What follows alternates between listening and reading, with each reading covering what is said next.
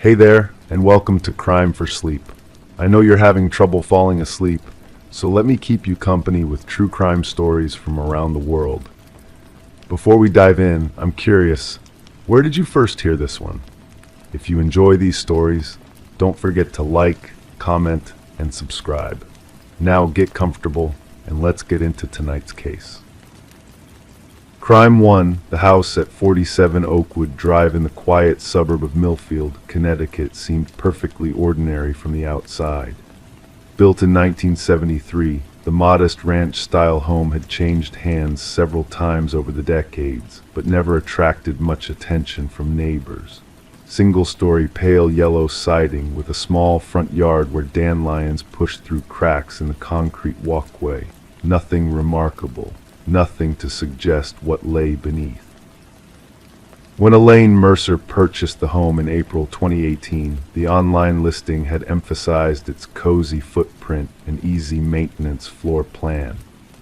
The realtor, a thin man with wire-rimmed glasses named Russell Dawson, had walked her through each room with practiced efficiency. Kitchen with dated appliances, living room with large windows facing east, 2 modest bedrooms, 1 bathroom with original tile work, and a small laundry room off the kitchen. "Just what you see is what you get," Russell had said, tapping his pen against his clipboard. "No basement, no attic storage, but the shed out back is included, of course." Elaine, a 34-year-old librarian who had recently divorced, liked the simplicity. After years in a sprawling colonial that had echoed with silence after her husband left, the modest dimensions felt comforting rather than constraining. She made an offer that day, and by June she was moving in. The first 2 months passed uneventfully.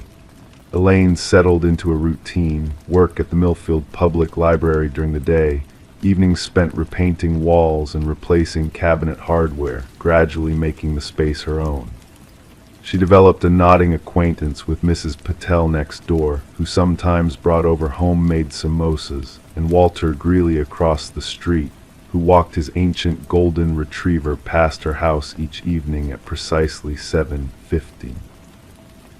It wasn't until late August, when she decided to reorganize the laundry room, that the house revealed its secret.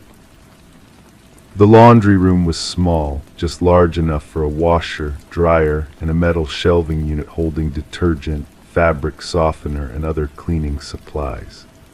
As Elaine pulled the shelving unit away from the wall to sweep behind it, she noticed something odd, a rectangular outline in the linoleum flooring, approximately 3 feet by 2 feet. She might never have spotted it if the afternoon sunlight hadn't been streaming through the small window at just the right angle. Curious, she pulled the shelving unit further from the wall and knelt down to examine the outline. Pressing her fingers along the edge, she felt a slight give. It was a hatch of some kind, nearly invisible against the speckled pattern of the flooring, but there was no handle, no obvious way to lift it. After several minutes of exploration, Elaine discovered a small depression at one corner. When she pressed it firmly, something clicked and the hatch lifted slightly. She hesitated, heart suddenly racing. The property disclosure statement had explicitly stated, "No basement." Her home inspector had made no mention of any subfloor space. What was this? Using a screwdriver from her toolbox, Elaine pried the hatch open. It revealed a narrow wooden staircase descending into darkness. The air that rose from the opening was cool and damp, with an unpleasant musty odor.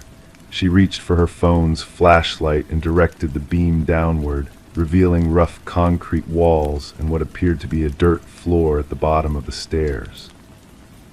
"Hello," she called, feeling immediately foolish. The house had been empty before she moved in. No one could be down there.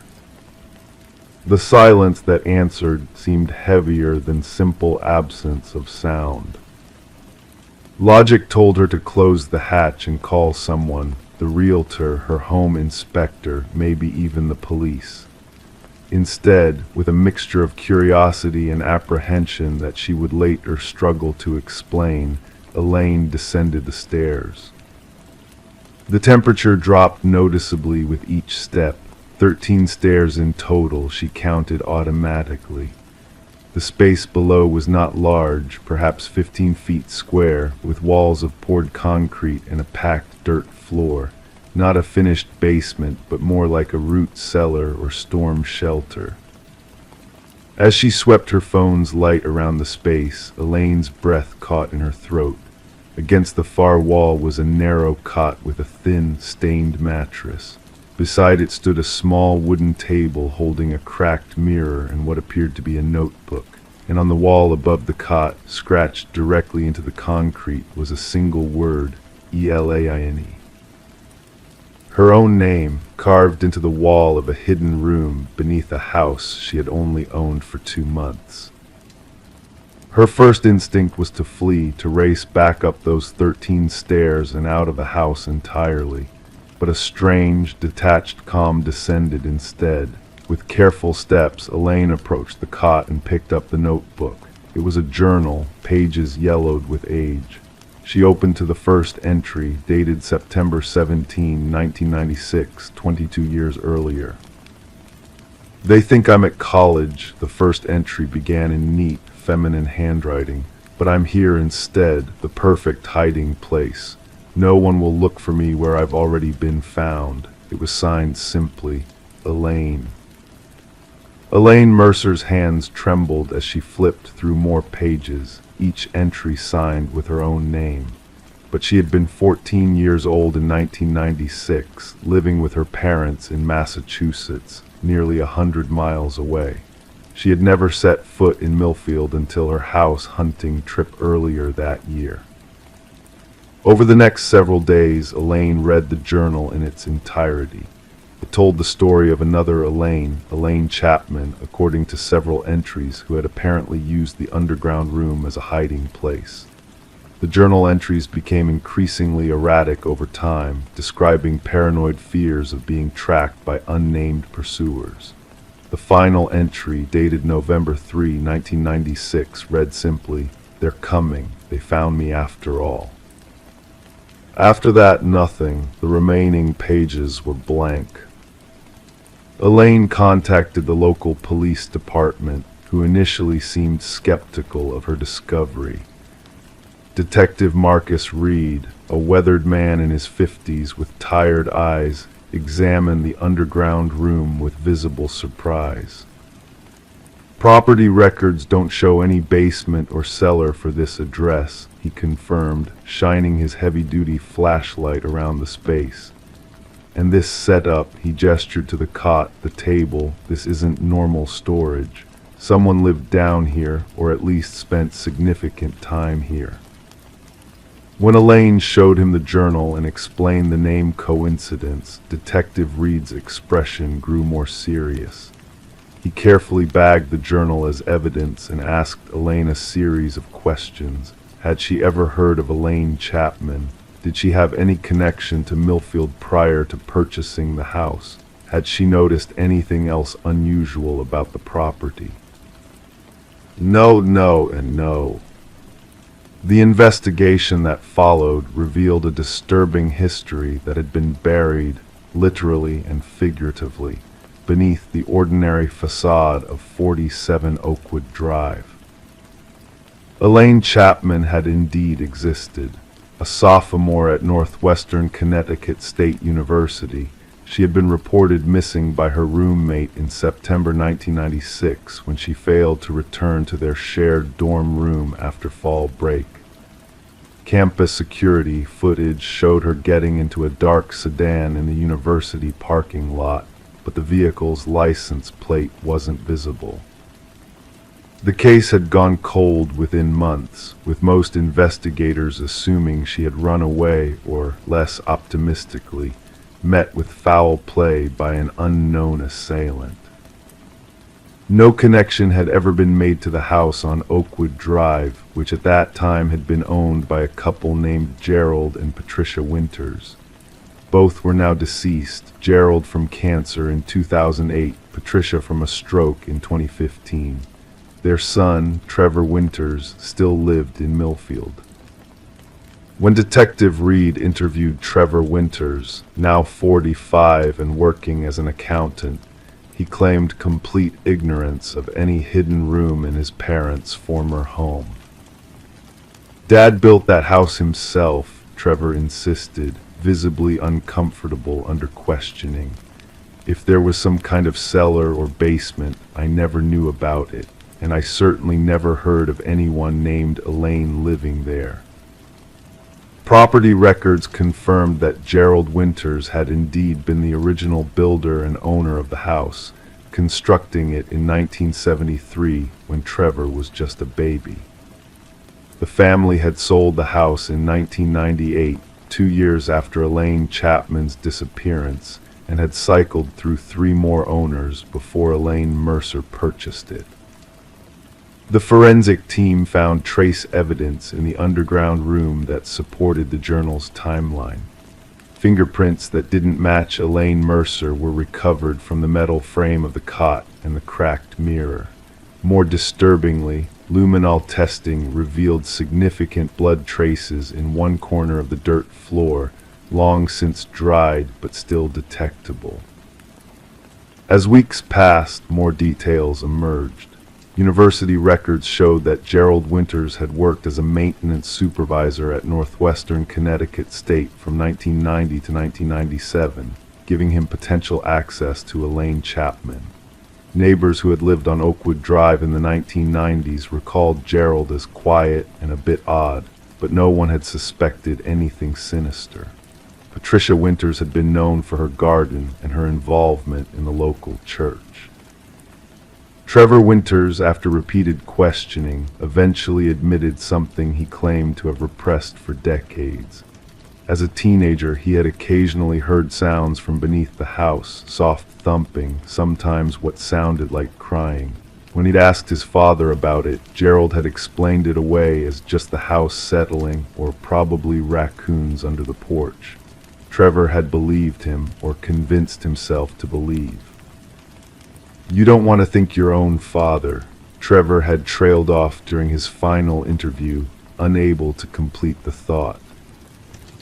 DNA testing of the blood samples from the underground room eventually confirmed what many had begun to suspect. They matched the profile of Elaine Chapman, whose parents had submitted DNA samples to the missing persons database years earlier. The most chilling revelation came 3 months into the investigation, when forensic analysts made a connection between the handwriting in the journal and samples of Gerald Winters' handwriting from old work documents. The journal entries hadn't been written by Elaine Chapman at all, but by her captor, in a meticulous feminine script that differed dramatically from his normal handwriting. The scratched name on the wall, however, appeared to have been made by a different hand, presumably Elaine Chapman's own desperate marking. For Elaine Mercer, the resolution of the long cold case brought no satisfaction. She could not continue living in the house, not with the knowledge of what had happened beneath her feet. She sold the property at a loss to a developer who planned to demolish it and build something new. Before leaving Millfield, she visited Elaine Chapman's now elderly parents, who lived in a retirement community in Hartford. They wept as Detective Reed explained the findings, finally having answers after 25 years of uncertainty. Mrs. Chapman held Elaine Mercer's hand tightly during the entire meeting. "You were meant to find her," the older woman whispered. "Out of all the people who could have bought that house, it was someone with her name. You brought our daughter home." But as Elaine drove away from Millfield for the last time, she couldn't shake the image of that underground room, of her name scratched into concrete, of a young woman who had disappeared without anyone looking in the right place. She wondered about the other houses in other towns with their own secrets buried beneath ordinary surfaces. At night, in her new apartment 50 miles away, she sometimes woke suddenly, imagining she heard faint tapping sounds coming from below, as if someone were trying to signal their presence from underneath the floorboards, hoping that finally, after all this time, someone might be listening. Crime 2, it was the silence that first caught Sarah Hendrick's attention. Her neighbor, 47-year-old Leonard Garfield, had always been a creature of routine. Every morning at precisely 6:15, she would hear the mechanical hum of his garage door, followed by the purr of his dark blue Volvo backing out of the driveway. Leonard would return at 5:40 each evening, never varying more than 5 minutes in either direction. For 7 years, this had been their unspoken connection, two strangers living side by side in the quiet suburb of Millfield, Oregon, united only by the predictable rhythm of coming and going. That Tuesday in November, the silence was deafening. No garage door, no Volvo, no Leonard. Sarah wasn't the type to pry. She had moved to Millfield after her divorce, seeking the anonymous comfort that only suburbs seemed to provide, close enough to others to avoid complete isolation, yet distant enough to rebuild herself without scrutiny. But as the morning crawled toward afternoon, she found herself glancing repeatedly toward the modest two-story house next door. He could be sick, she told herself, adding cream to her third cup of coffee. Or maybe he finally took a vacation. But Leonard Garfield wasn't the vacationing type. In all the years they'd been neighbors, Sarah had never seen evidence of a hobby, a visitor, or anything resembling leisure. He was a man who seemed to exist only in transit from home to work, from work to home. By Thursday, Sarah's concern had evolved into annoying discomfort. She had driven past his house on her way to work, noting that his newspaper was still in its plastic sleeve, now accompanied by 2 more editions forming a small pile on his perfectly manicured lawn. That evening, she finally walked across the strip of grass separating their properties and rang his doorbell. The sound echoed through what she could only imagine was an empty house. When no one answered, she peered through the narrow window flanking his front door. The interior was dim, but she could make out the meticulous order of his living room: a leather armchair, a small television, bookshelves lined with volumes arranged by height, nothing out of place, nothing to suggest distress. It was Detective Michael Reeves who came to take her statement the following morning. He was younger than Sarah had expected, with tired eyes that suggested he'd seen enough to age him beyond his years. "When was the last time you saw Mr. Garfield?" he asked, his pen hovering above a small notepad. "Monday evening," Sarah replied, suddenly aware of how little she actually knew about her neighbor. "He was bringing in his garbage can." We nodded to each other, like always. "Like always," Detective Reeves repeated, making a note. "Did you notice anything unusual? Was he acting differently?" Sarah thought back to that brief moment, Leonard's thin frame silhouetted against the setting sun, his methodical movements as he wheeled the black garbage bin alongside his house. Had there been something different, some subtle shift in his demeanor? "No," she said finally, "he was just Leonard." What Sarah didn't mention was the feeling that had been growing inside her over the past few days, a feeling that somehow she should have known something was wrong, that the predictability she had come to rely on had been masking something else entirely. The investigation into Leonard Garfield's disappearance began quietly, much like the man himself. There were no signs of forced entry at his home, no evidence of struggle or violence. His Volvo was missing, but his wallet and cell phone had been found on his bedside table, an unusual oversight for a man leaving of his own volition. "It's like he just evaporated," Detective Reeves told Sarah a week later when he returned to canvass the neighborhood again. His employer says he was a model employee 20 years at the same accounting firm, never late, never called in sick. That sounds like Leonard, Sarah said. Too much like Leonard, Reeves replied, a frown creasing his forehead. Nobody's that perfect. It was the first hint that something deeper might be lurking beneath the surface of Leonard Garfield's meticulously ordered life. The case took its first unexpected turn when Leonard's Volvo was discovered in the parking lot of a hiking trail entrance about 40 miles outside of Millfield. The car was unlocked, the keys still in the ignition. A backpack was found in the trunk, containing a water bottle, granola bars, and a map of the trail system. But according to the park ranger who supervised the area, no one matching Leonard's description had been seen on any of the trails. He wasn't an outdoorsman, Sarah insisted when Detective Reeves shared this information. I never saw him in anything but dress shoes and slacks. He wouldn't have gone hiking. The detective nodded slowly. We're starting to think the same thing. The search expanded into the densely wooded area surrounding the trail, but yielded nothing. No clothing fibers, no footprints, no sign that Leonard Garfield had ever set foot in those woods. Then came the revelation that sent the investigation in a completely new direction. Leonard Garfield wasn't Leonard Garfield.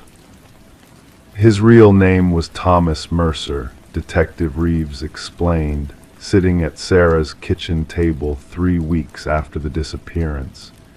He changed it legally 15 years ago, right before moving to Oregon. Before that, he lived in Wisconsin. Sarah stared at the photograph the detective had placed in front of her, a younger version of her neighbor, standing next to a woman with shoulder-length brown hair. They were smiling, their arms wrapped around each other in a casual embrace. "Who is she?" Sarah asked. His wife, Rebecca Mercer. She disappeared 16 years ago. The case was never solved. The quiet neighborhood of Millfield suddenly felt different to Sarah, the familiar streets taking on an ominous quality. The houses, with their carefully maintained exteriors, now seeming like potential hiding places for countless secrets. "Was he a suspect?" she asked, her voice barely above a whisper. "He was questioned extensively," Reeves replied, "but there was never enough evidence to charge him. Rebecca's body was never found." Sarah thought about the man who had lived next door for 7 years, the man who never had visitors, who adhered to his routine with mechanical precision, who exchanged nothing more than polite nods with his neighbors. "What do you think happened to him?" she asked. Detective Reeves' expression darkened. "I think someone else knew who he really was." The investigation continued to unravel the carefully constructed life of Thomas Mercer, revealing a history more complex than anyone had imagined. Before Wisconsin, there had been Colorado. Before Colorado, Arizona. Each move preceded by a tragedy, a missing person, an unsolved disappearance, a case gone cold. "It's circumstantial," Detective Reeves admitted. "We can't prove he was involved in any of these cases, but the pattern is troubling." 4 months after Leonard's disappearance, a hiker stumbled upon a shallow grave in a remote area of the forest, miles from where the Volvo had been found. The remains were identified as those of Leonard Garfield, or Thomas Mercer, a man who had lived many lives, all of them carefully controlled, all of them ultimately leading to this lonely end. The cause of death was determined to be a single gunshot wound to the back of the head, execution style. Professional, deliberate. "We may never know who killed him," Detective Reeves told Sarah during their final conversation, "but I've got a theory." "What's that?" Sarah asked. "I think he was running from something or someone for a very long time, and I think they finally caught up with him." Sarah nodded slowly, thinking about the quiet man who had lived next door, who had disappeared into silence, and whose absence had revealed so much more than his presence ever had. In the months that followed, Sarah found herself watching her other neighbors with a new awareness, wondering about their routines, their histories, the lives they had lived before Millfield. The suburb remained as quiet as ever, but now she understood that silence could conceal as much as it revealed. Sometimes, late at night, she would look out her window at Leonard's house, now occupied by a young couple with a baby, and wonder about the many layers of secrets that might be buried beneath its foundation. She wondered about Rebecca Mercer and all the others who had crossed paths with Thomas Mercer over the years. And she wondered if someone, somewhere, was watching and waiting, a silent listener to the rhythm of ordinary lives, biding their time until the moment came to disrupt that rhythm forever. The case of Leonard Garfield officially remains open, one of thousands of unsolved mysteries that populate the landscape of American crime. But in Millfield, Oregon, where the garage doors open and close with predictable regularity, where neighbors exchange polite nods while keeping a comfortable distance, his story has become a whispered warning that sometimes the most disturbing truths are hidden in plain sight, cloaked in the familiar routine of everyday life. And sometimes it's the silence that should worry us most of all. Crime 3. Megan Doyle lived quietly in Bridgewater, Massachusetts, a town small enough that occasional chance encounters with familiar faces at the grocery store were simply part of life's rhythm. At 34, she'd settled into a comfortable routine, teaching second grade at Bridgewater Elementary, volunteering at the local animal shelter on weekends, and spending quiet evenings with her cat, Winston. Her friends described her as reliable, thoughtful, and perhaps a bit too apologetic for space she rightfully occupied in the world. The pharmacy on Walnut Street was part of Megan's weekly routine. Every Thursday after school, she would stop by to pick up her prescription for mild anxiety medication. The pharmacist, Larry Phelps, knew her by name, and they often exchanged pleasantries about the weather or local news. October 17, 2023 began like any other autumn day in New England. The maple trees lining Main Street had turned brilliant shades of orange and red, and a cool breeze carried the scent of wood smoke and fallen leaves. Megan had stayed late at school to finish grading papers, so she arrived at the pharmacy closer to closing time than usual. The fluorescent lighting inside felt harsh after the gentle glow of sunset outside. She stood in line behind 3 other customers, scrolling absently through emails on her phone. When she glanced up, her heart skipped a beat. The woman at the counter was paying for her items and turning to leave. As she turned, Megan caught a clear view of her face. It was like looking into a mirror, but not quite. The woman had Megan's nose, slightly crooked from being broken during a childhood fall. She had the same small scar above her right eyebrow, a memento from a bicycle accident when Megan was 12. Even more unsettling was the nervous smile that briefly flashed across the woman's face as she tucked her receipt into her purse, a smile Megan had seen countless times in photographs of herself.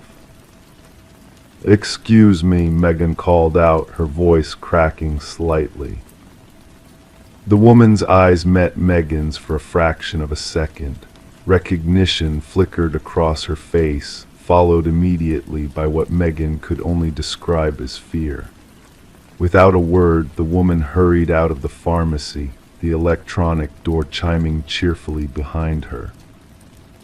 Megan stood frozen, her prescription forgotten.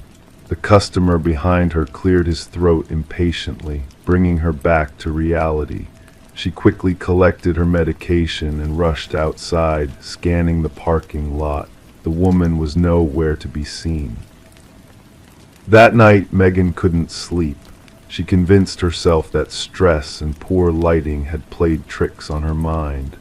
Perhaps the woman merely resembled her in a vague way that her anxious brain had exaggerated into something more significant. By morning, she had almost persuaded herself it was nothing. After school the next day, Megan walked to her car in the faculty parking lot. As she approached, something caught her eye, a white rectangle tucked under her windshield wiper. Assuming it was a flyer for a local business, she plucked it from the glass. It wasn't a flyer, it was a photograph.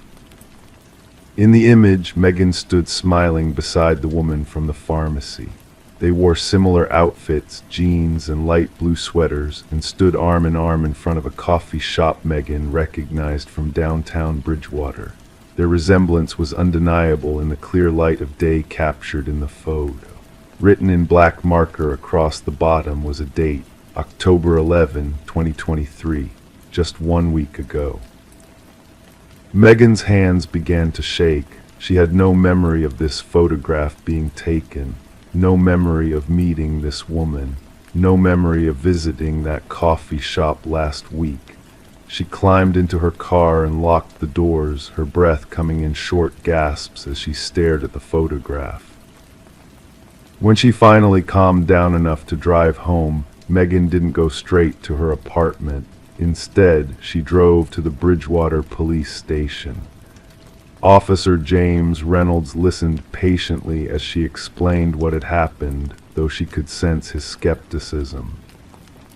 "So you're saying this woman looks like you, and someone left a picture of the two of you together, but you have no memory of the photograph being taken?" he asked, making notes on a pad of paper. "I know how it sounds," Megan said quietly, "but I've never met her before. And that date I was teaching all day on the 11th. I went straight home afterward. I didn't go to any coffee shop." Officer Reynolds examined the photograph. "There's no crime here that I can see, Ms. Doyle, but I'll keep this on file. If anything else happens, come back right away." Megan left feeling embarrassed and unsatisfied. That night she searched through her phone's calendar and photos, looking for any evidence of what she had done on October 11th. According to her calendar, she had indeed taught all day, then attended a staff meeting until 4:30 p.m. Her photos from that day showed only classroom activities and a sunset she had captured on her drive home. Over the next few days, Megan began noticing strange occurrences. A neighbor mentioned seeing her at the local park on Saturday morning, though Megan had been home cleaning all day. The barista at her regular coffee shop thanked her for the generous tip she had left on Tuesday, a day Megan hadn't visited the shop at all. The school secretary asked how her mother was feeling after their lunch together on Wednesday, but Megan's mother lived 3 states away and they hadn't seen each other in months. Each incident left Megan increasingly unnerved. Was she experiencing some kind of memory loss, or was someone deliberately trying to confuse her? On Monday, a week after seeing the woman at the pharmacy, Megan found another photograph under her apartment door when she returned from work. This one showed the woman, her doppelganger, sitting at Megan's desk in her classroom grading papers. The handwriting on the stack of papers was unmistakably Megan's own. That night she barely slept. When her alarm went off the next morning, she called in sick to work for the first time in 3 years.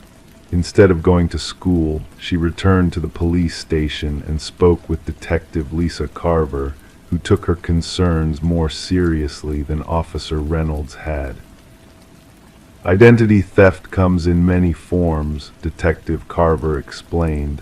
Sometimes it's financial, sometimes it's more personal. Let's start by checking security footage from the places where people claim to have seen you. Over the next few days, Detective Carver collected footage from the coffee shop, the park, and even Megan's school. The results were disturbing. The cameras clearly showed a woman who looked remarkably like Megan, engaging in normal activities in all these locations, often on days when the real Megan was elsewhere. "She's good," Detective Carver said, reviewing the footage. "She has your mannerisms down perfectly, even the way you tuck your hair behind your ear when you're thinking." "How is this possible?" Megan asked, her voice barely above a whisper. "Who would do this? Why?" Before Detective Carver could answer, Megan's phone rang. It was an unknown number. Against her better judgment, she answered. "I need to explain," said a voice that sounded disturbingly like her own. "Meet me at Lakeside Park. Come alone." The call ended before Megan could respond. She looked up at Detective Carver with wide eyes. "It was her," Megan said. "She wants to meet." Detective Carver immediately organized a surveillance operation. Megan would meet the woman as requested, wearing a concealed microphone, while police officers monitored from a distance. Lakeside Park was nearly empty when Megan arrived at the appointed time. She sat on a bench overlooking the water, her heart pounding so loudly she was certain anyone nearby could hear it. After 10 minutes of waiting, she noticed a figure approaching from the walking path. The woman sat down beside her without a word. Up close, the resemblance was even more uncanny than in the photographs. "Who are you?" Megan asked, trying to keep her voice steady. "My name is Emily," the woman replied. "Emily Doyle."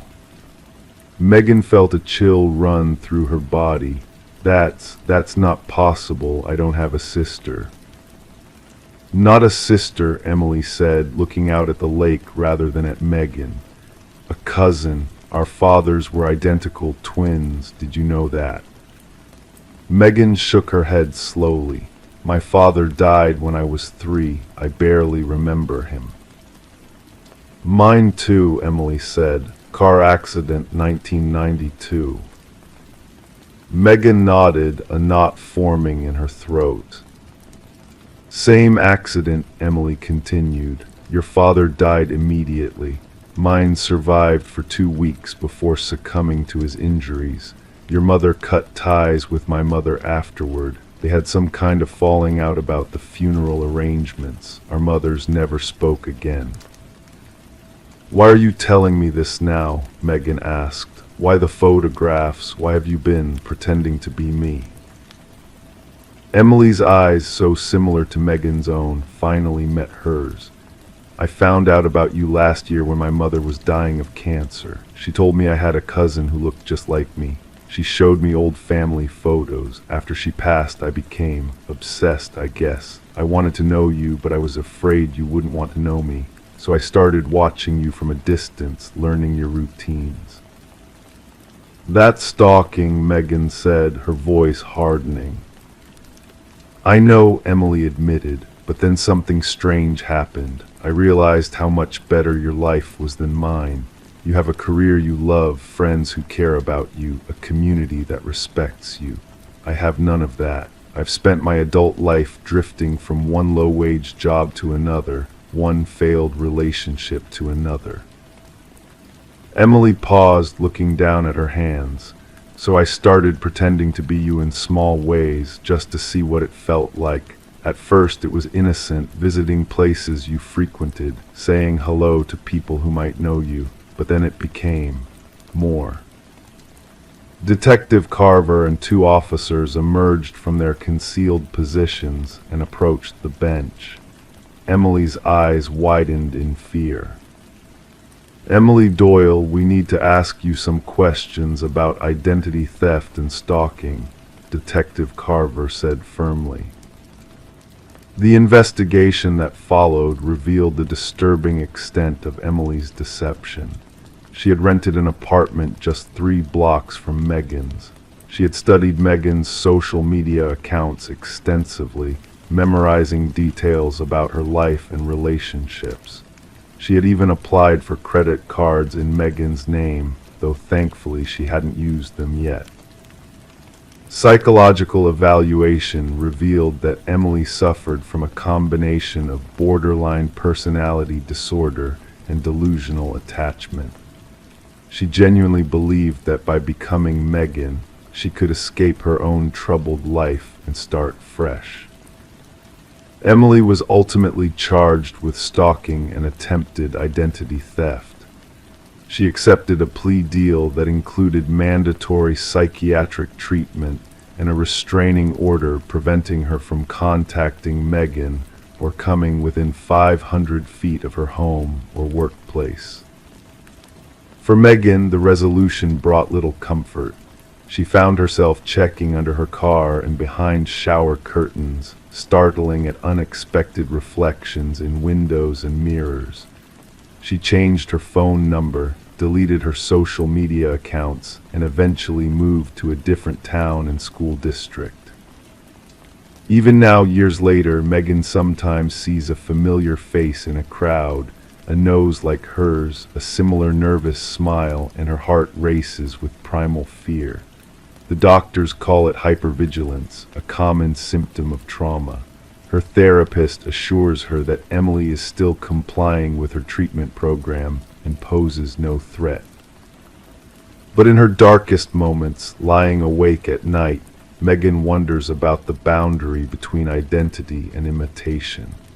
She wonders how many of her current friends and acquaintances might have met Emily first, thinking she was Megan. She wonders if some of her own memories might actually belong to moments when Emily was pretending to be her. Most of all, she wonders what might have happened if they had grown up knowing each other, 2 nearly identical cousins, sharing birthday parties and family holidays instead of restraining orders and psychiatric evaluations. Sometimes Megan thinks she sees Emily watching her from a distance, but whenever she looks directly, the figure disappears, leaving her questioning whether it was ever there at all, or if perhaps it was just another reflection of herself, distorted by time and trauma into something both familiar and frighteningly strange. Crime 4, the spare bedroom was empty except for a single closet. Inside, rows of identical women's shoes, all the same size, all the same model. A tag dangled from one pair, worn once collection 32. She wore that size. Detective Meredith Sawyer stood motionless in the center of Leonard Fitch's spare bedroom. The hardwood floor creaked under her weight as she shifted slightly. Outside, the November rain tapped a gentle rhythm against the windows of the suburban Colorado home. Afternoon light, gray and weak, filtered through sheer curtains, casting the room in a pallid glow that seemed to drain all color from the space. 32 pairs, Officer Jenkins said from the doorway, his voice barely above a whisper, as if speaking too loudly might disturb something unseen. All size 7.5, all the same brand, all the same style. Meredith nodded slowly, her eyes fixed on the open closet. The black Mary Jane shoes with their thin straps and modest heels were arranged with meticulous precision, equidistant from one another, toes pointed outward, straps neatly buckled. The collection would have been unremarkable if not for its obsessive uniformity and the small numbered tags attached to each pair. And Eliza Porter wears a 7.5, Meredith said. It wasn't a question. Eliza Porter had been missing for 11 days, 28 years old, kindergarten teacher, lived alone in an apartment 3 blocks from the elementary school where she worked, reported missing when she failed to show up for work on a Monday morning in early November. Her car was still in the parking lot of her building. Her apartment showed no signs of struggle. Her phone had last pinged a tower near the local shopping center on Sunday evening. Leonard Fitch had no prior criminal record, 56 years old, technical writer who worked from home, divorced for 8 years, no children. Neighbors described him as quiet but friendly, a bit of a homebody, but not in a way that seemed unusual. He had become a person of interest when security footage from the shopping center showed his car parked near Eliza's the night she disappeared. The search warrant for his home had been granted that morning. "What do we know about him?" Meredith asked, finally turning away from the closet. Jenkins consulted his notes. Been at this address for 12 years, pays his bills on time, no complaints from neighbors, attends a local church sporadically. His ex-wife lives in Seattle now, remarried. The divorce was her idea, according to the papers. She cited irreconcilable differences. Meredith stepped closer to the closet, careful not to disturb anything. The shoes gleamed under the muted light, recently polished. She leaned in to examine the tag on the nearest pair, worn once collection 17, written in neat, precise handwriting. "Has anyone located Fitch yet?" she asked. "Not yet. His car isn't here. Computer's gone too. Looks like he packed some clothes." Meredith turned slowly, taking in the Spartan room. White walls, no pictures, no furniture except a small desk in the corner. The desk drawers were empty except for a box of paper clips and a stack of blank index cards.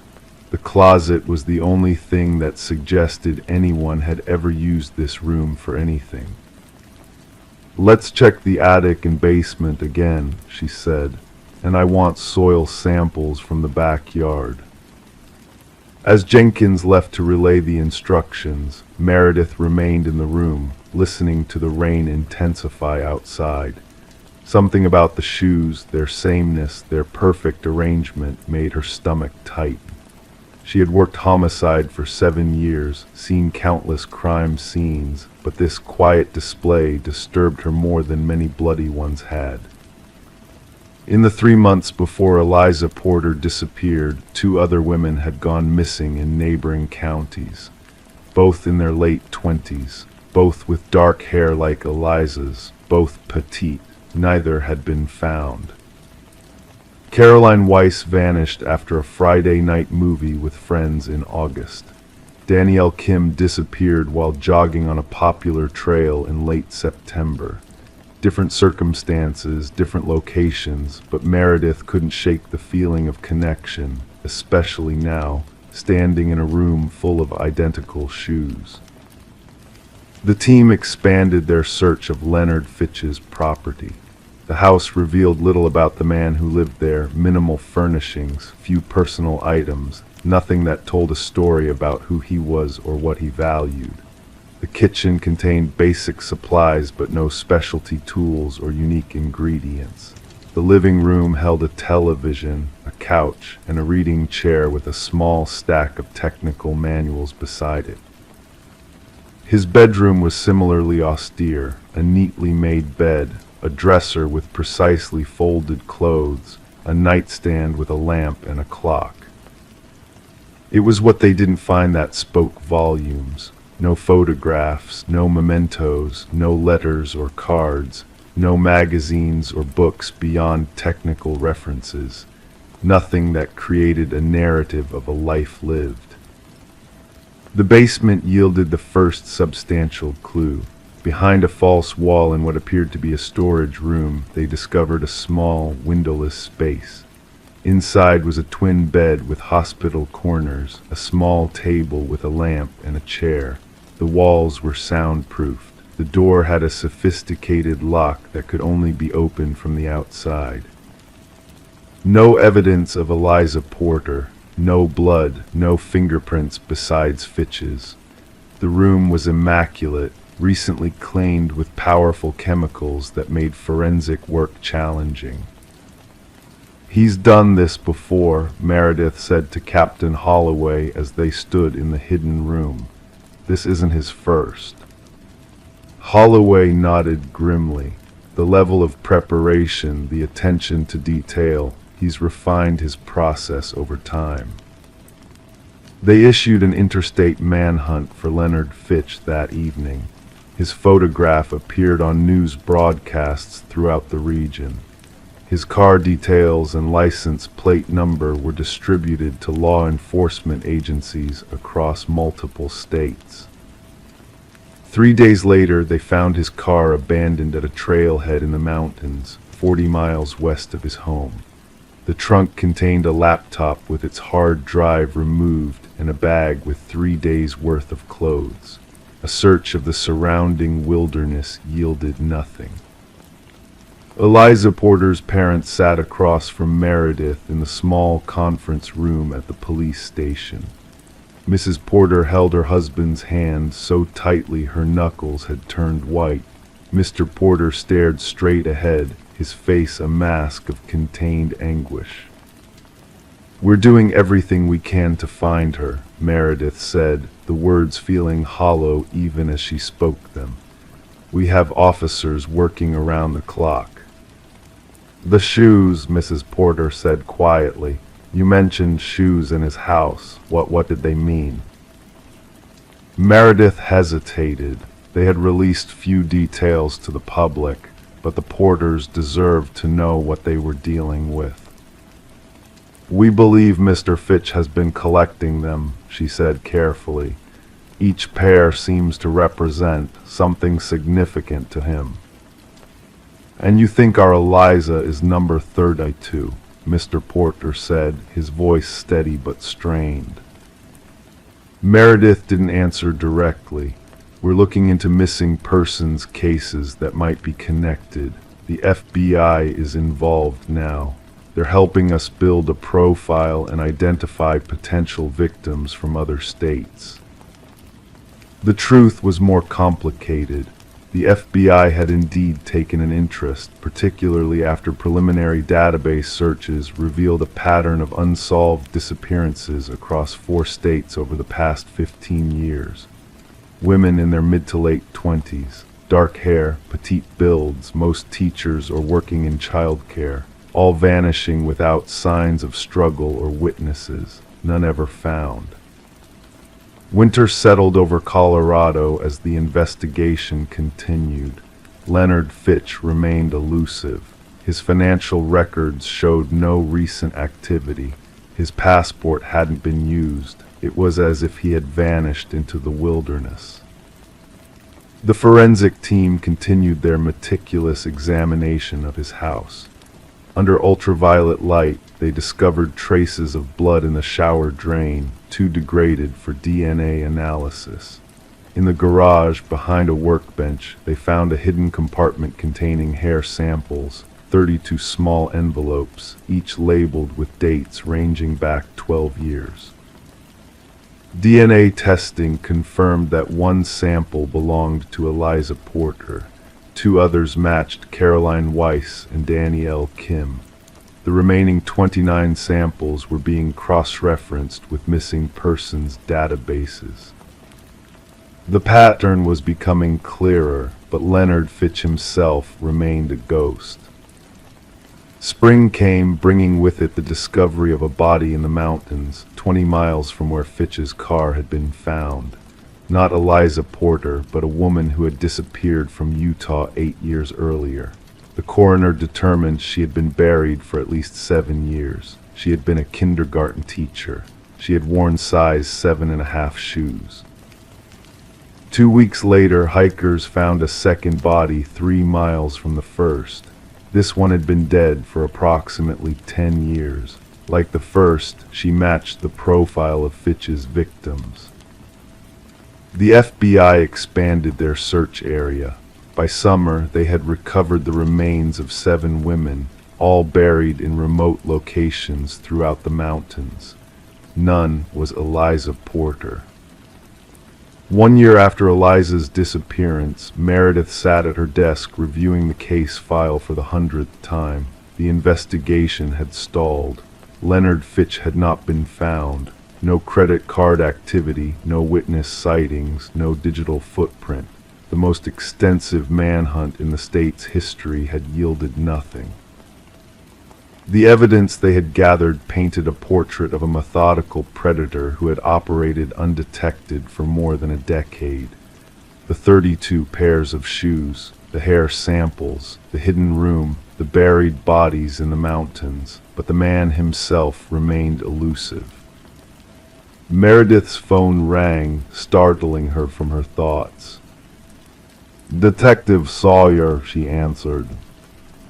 "We found something," said Agent Calloway from the FBI task force.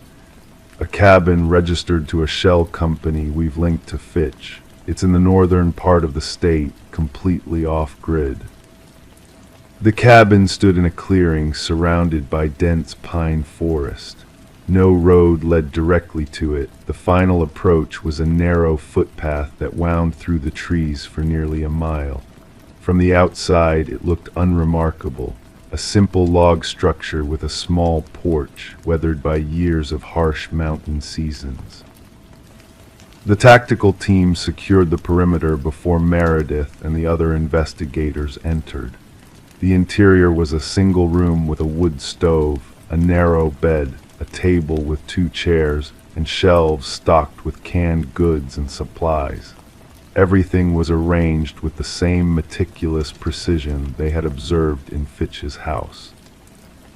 Behind a bookcase that moved on hidden hinges, they discovered a second room. Smaller than the main space, it contained filing cabinets and a desk with an older model computer. The walls were covered with maps marked with small red pins. The filing cabinets held folders, 32 of them, each labeled with a number and a date. Each contained detailed information about a woman, photographs taken from a distance, notes about daily routines, photocopies of personal documents, strands of hair sealed in plastic.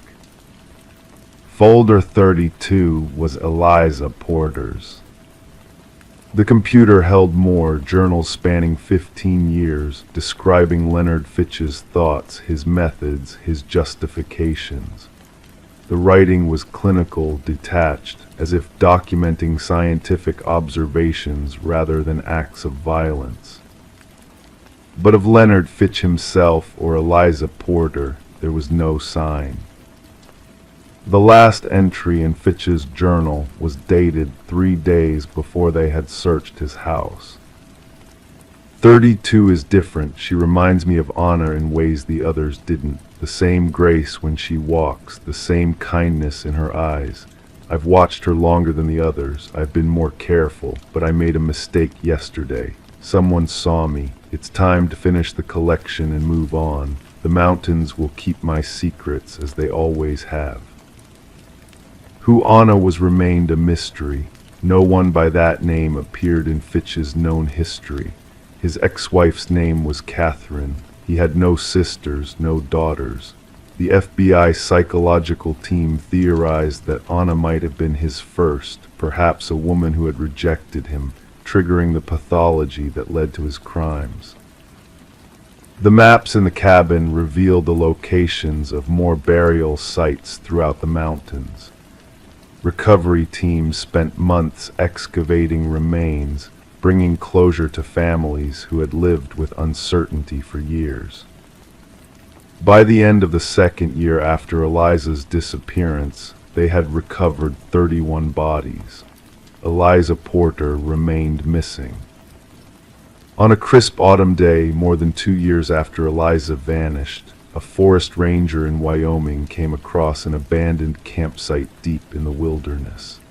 Among the items left behind was a journal with no name on its cover.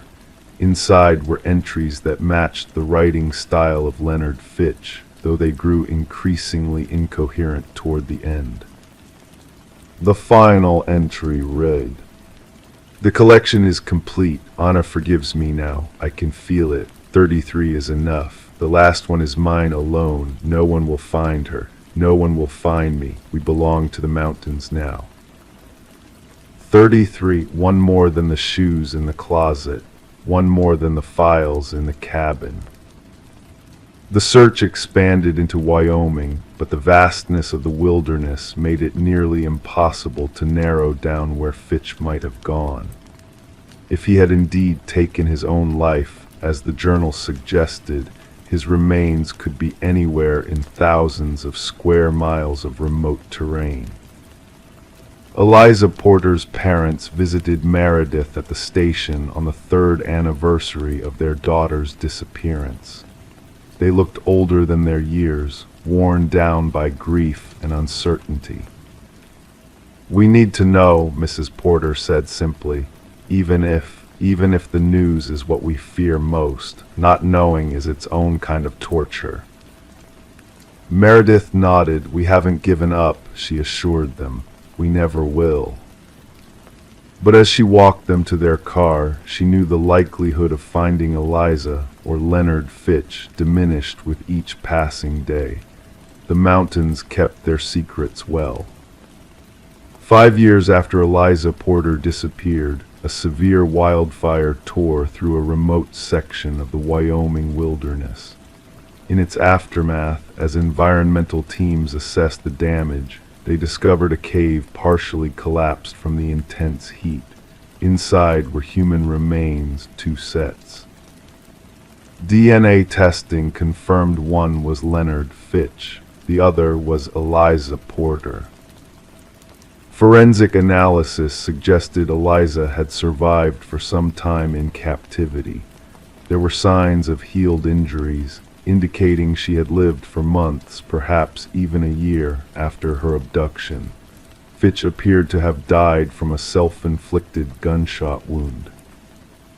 What had transpired in that cave, how long they had been there, whether Eliza had died before Fitch took his own life, whether she had been his final intended victim, or if there had been others who remained undiscovered, these questions would never be fully answered. In Leonard Fitch's former home, the spare bedroom remained as they had found it years earlier. The closet of identical shoes had been cataloged and stored as evidence, each pair now connected to a victim, each tag representing a life cut short. 32 pairs, 32 women. Except for Eliza Porter. For her, there was no pair of shoes in the collection. She was different. She was the last. The spare bedroom was empty now, except for the lingering questions that would never be answered and the whisper of a name, Anna, whose significance would remain forever unknown. Crime 5, she unzipped the pillow cover to wash it and felt something sharp. Inside, folded carefully, was a slip of paper. Written in block letters, it's in the crawl space. He doesn't know you're home. Elaine Chambers had always been meticulous about house cleaning. Every Sunday afternoon, while most of her neighbors in the quiet suburb of Millfield, Pennsylvania, attended church or prepared family dinners, Elaine stripped her bed and washed everything. It was a ritual inherited from her grandmother, who had raised her after her parents died in a car accident when she was 8. On this particular Sunday in October 2019, the routine was the same. The maple trees outside her bedroom window had just begun to turn amber and crimson. A light rain tapped against the glass as she removed the pillowcases. That's when she felt it, something thin and sharp, like cardboard, inside the pillow she'd slept on for months. At first, she thought it might be a manufacturing tag she'd missed, but when she worked her fingers inside and pulled out a folded piece of notebook paper, a chill ran down her spine despite the warmth of her small 2-bedroom house. The message, written in heavy black marker, was impossible to misinterpret. Elaine had lived alone for 3 years since her divorce from Mark. There was no he who might know whether she was home or not, and the crawl space, a narrow storage area beneath the house accessible only through a small door in the hallway closet, was a place she avoided. The previous owners had mentioned water damage issues, and she'd never found reason to venture inside. That afternoon, Elaine called her sister, Rebecca, who lived 20 minutes away. Rebecca arrived with her husband, Paul. While Paul checked the crawl space, the sisters waited in the kitchen, clutching mugs of tea that neither drank. "There's nothing down there," Paul reported when he emerged, dusty and confused. "Just some old boxes, probably left by the previous owners. Nothing unusual." The three of them inspected the house carefully. Every closet, every cabinet, under every piece of furniture. They found nothing out of place, no signs of intrusion. The windows were latched, the doors securely locked from the inside. When Rebecca suggested calling the police, Elaine hesitated. What exactly would she report? A mysterious note in her pillow, but nothing missing or damaged. She imagined the officers exchanging glances, assuming she was another lonely middle-aged woman inventing drama. Besides, she reasoned, if someone had entered her home, wouldn't they have taken something? That night, after Rebecca and Paul left, reluctantly, only after Elaine insisted she would be fine, she double-checked all the locks and took a kitchen knife to bed with her. Sleep came in fitful bursts, interrupted by every creak of the house settling, every whisper of wind outside. The following morning, Elaine called in sick to Millfield Community College, where she taught English literature. She took the note to the local police station. Officer Daniel Fletcher, a man in his late 30s with kind eyes and a methodical manner, listened carefully as she explained. "No forced entry, nothing missing," he repeated, making notes. "How long have you lived at this address, Miss Chambers?" "Almost 4 years now. I bought it after my divorce." "And who else has keys to your home?" Elaine thought carefully. "Just Rebecca, my sister, for emergencies." After a pause, she added, "And Mark, my ex-husband, probably still has his old key, but he moved to Seattle 2 years ago." Officer Fletcher took the note in an evidence bag, though he didn't seem optimistic it would yield much. "Probably no fingerprints other than yours," he said, "but we'll check. In the meantime, you might want to change your locks just to be safe." That afternoon, a locksmith replaced all the exterior locks. Elaine also purchased a security camera for her front door. The system sent notifications to her phone whenever it detected motion. For the first few days, she jumped every time a delivery person or neighbor walking a dog triggered an alert. A week passed with no further incidents. The police found nothing useful from the note, no fingerprints except Elaine's, no distinctive characteristics about the paper or ink. Officer Fletcher called to suggest it might have been a prank by neighborhood kids, or perhaps the note had been in the pillow when she bought it, somehow overlooked until now. Elaine knew better. The pillow was only 6 months old, ordered online after she developed neck pain, and she lived on a quiet street where the few children were closely supervised by attentive parents. On the 10th day after finding the note, Elaine received a call from a number she didn't recognize. When she answered, there was nothing but silence, then what sounded like breathing before the call disconnected. It happened again the next day and the day after. She reported these calls to Officer Fletcher, who said they would try to trace them, but warned that many such calls came from untraceable burner phones or spoofed numbers. Rebecca urged her sister to stay with them until things settled down. It could be nothing, she said, but why take chances? But Elaine refused to be driven from her home. She'd worked too hard for her independence after the suffocating years with Mark. Her ex-husband had controlled every aspect of their life together, what she wore, who she spoke to, even what books she read. Leaving had required courage she hadn't known she possessed. She wouldn't surrender her freedom now because of a note and some phone calls. 3 weeks after finding the note, Elaine awoke at 3:17 a.m., certain she'd heard something. She lay perfectly still, listening.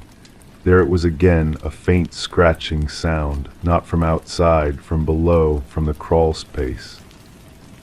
Her heart hammering, she reached for her phone and texted Rebecca, someone in crawl space, calling 911. Before she could dial, however, her bedroom door slowly opened. In the dim light from her bedside clock, she saw a figure standing in the doorway, tall, male, motionless. When the police arrived 12 minutes later, responding to Rebecca's frantic call, they found Elaine's front door unlocked. The house was silent. In the bedroom, the covers were pulled back as if Elaine had just gotten out of bed. But Elaine wasn't there. The investigation that followed revealed several disturbing details. The security camera had been disabled, not broken, but carefully turned off. There were no signs of struggle in the bedroom. The kitchen knife Elaine had taken to keeping under her pillow was still there, untouched. And the crawl space door in the hallway closet was open. Detective Meredith Huang took over the case. Unlike Officer Fletcher, she showed immediate concern about the note. Predators often signal their intentions, she explained to a distraught Rebecca. It's part of the psychological game.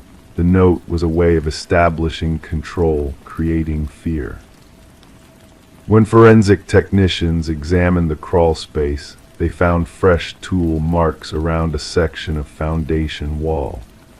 Behind it was a crude tunnel, clearly the work of someone who had spent considerable time expanding a pre-existing gap in the foundation.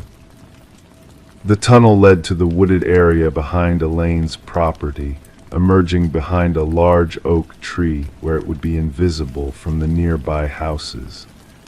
Detective Huang estimated it would have taken weeks, if not months, of careful work to create.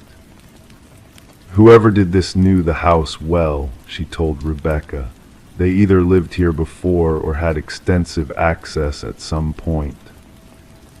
Rebecca immediately thought of Mark. He was controlling, sometimes scary when angry, but not violent, she said, her voice uncertain. At least not physically violent.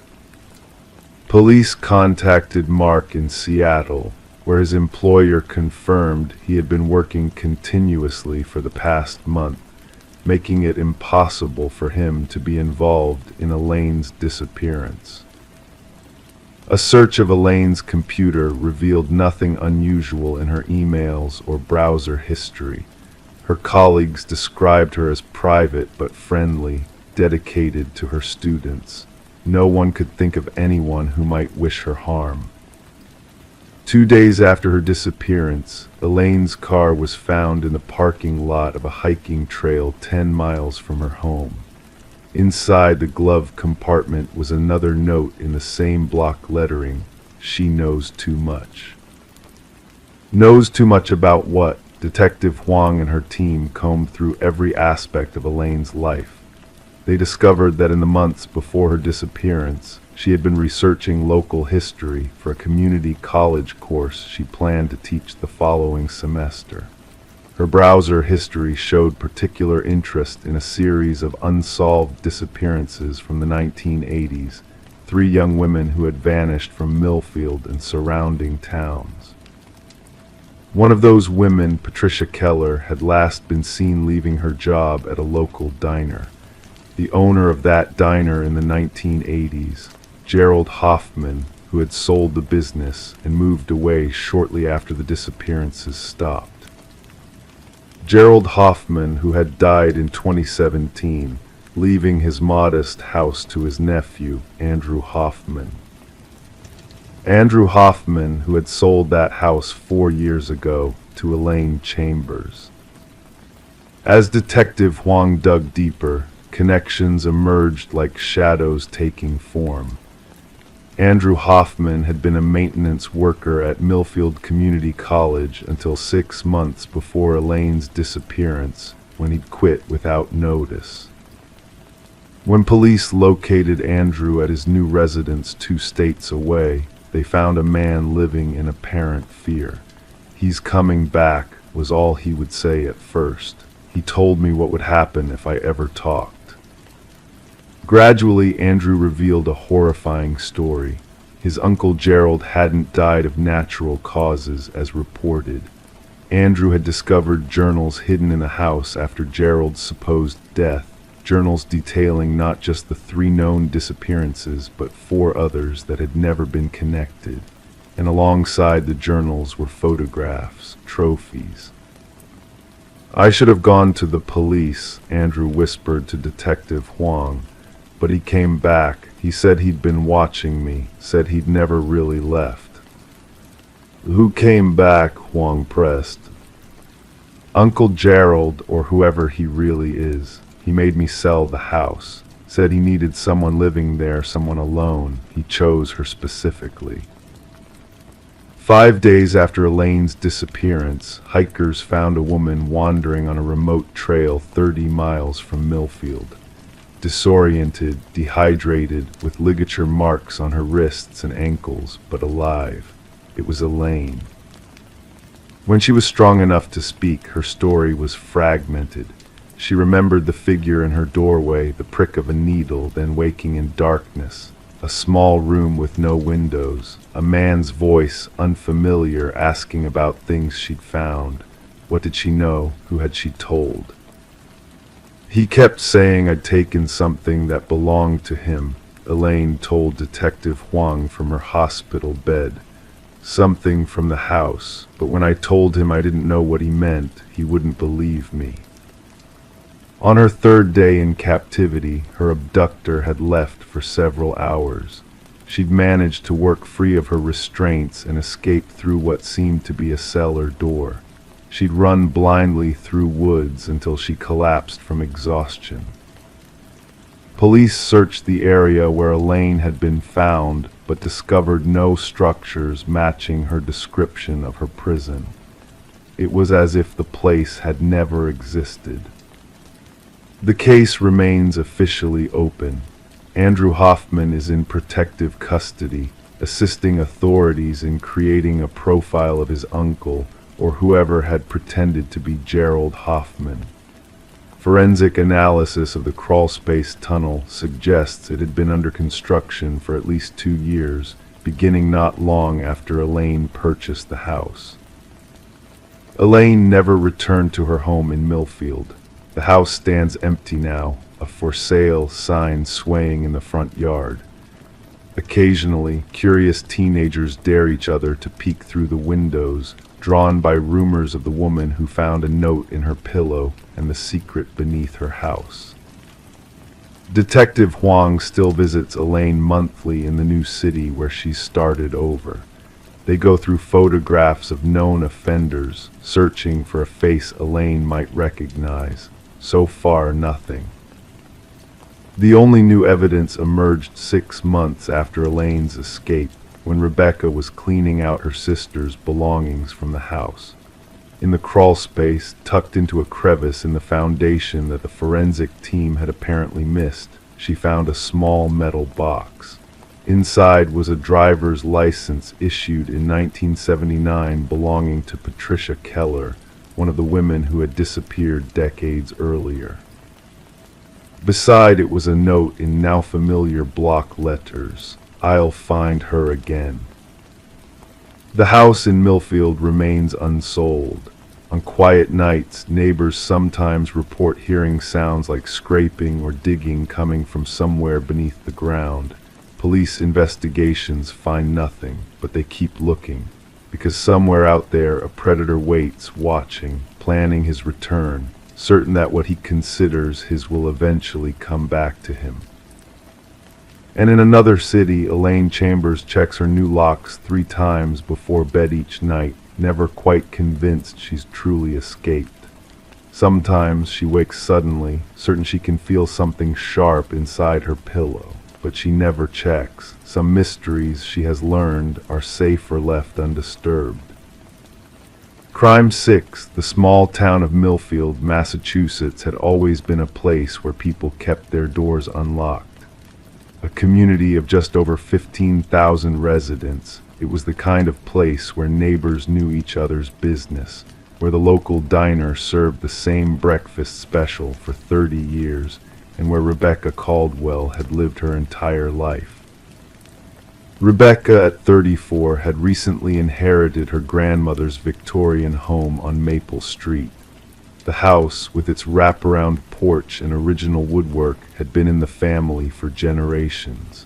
Rebecca's grandmother, Eleanor, had passed peacefully in her sleep at 92, leaving the house and all its contents to her only grandchild. Rebecca was an art restorer by profession, working primarily with museums in Boston, a 40-minute drive from Millfield. Her attention to detail and patience made her exceptional at her job, qualities that would eventually lead her down a path she could never have anticipated. It was mid-October when Rebecca finally began sorting through her grandmother's belongings. The process was slow, each item carrying memories and history. In the dining room stood an antique mahogany table, oval-shaped with ornately carved legs. Rebecca remembered countless family dinners around that table, the surface now dulled with age and use. "This just needs some love," she murmured to herself, running her fingers along a deep scratch in the finish. Rebecca decided to refinish the table herself. On a crisp Saturday morning, she carefully moved the heavy piece to the center of the dining room, placing it on an old bedsheet to protect the hardwood floors. As she flipped it over to examine the underside, something caught her eye, something that shouldn't have been there. Taped to the underside of the table, clustered near one of the legs, were 7 Polaroid photographs. The adhesive had yellowed with age, and the photos themselves had that distinctive faded quality that Polaroids acquire over time. Rebecca carefully removed them, one by one, confused as to why they would be hidden there. As she examined the first photo, a chill ran through her body despite the warm autumn sunlight streaming through the windows. The photo showed someone sleeping in a bed. Not just any bed, it looked exactly like the 4-poster bed upstairs, the one Rebecca had been sleeping in since moving into her grandmother's house. The second photo showed the same scene from a slightly different angle. In the third, the sleeping figure had turned, face partially visible in the dim light. Rebecca didn't recognize the person. It wasn't her grandmother. She flipped through the remaining photos with trembling hands. Different people, all seemingly asleep in that same bed, all photographed from similar angles. The final photo was different. It showed the bedroom door, slightly ajar, with a sliver of light coming through. Rebecca sat on the floor, surrounded by the photos, trying to make sense of what she was looking at. Why would her grandmother have these hidden under her dining table? Who were these people? When were these taken? She examined the backs of the photos. 6 were blank, but the 7th, the one showing the bedroom door, had something written in faded blue ink. 12/17/1978 last one. Rebecca's grandmother had been 56 years old in 1978. She'd been living alone in the house for several years by then, after Rebecca's grandfather had passed away. The house had been in the family since it was built in 1891, passed down through generations.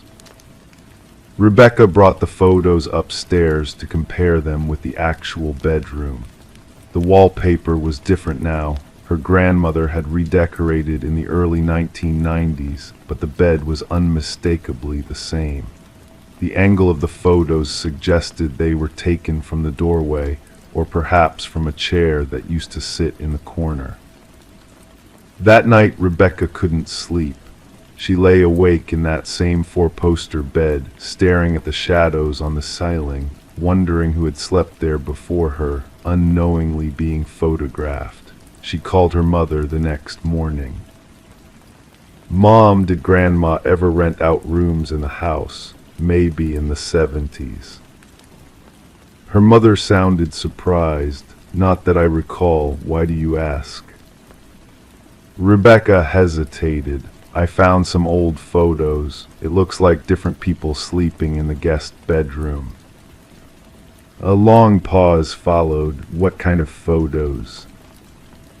"Polaroids hidden under the dining table."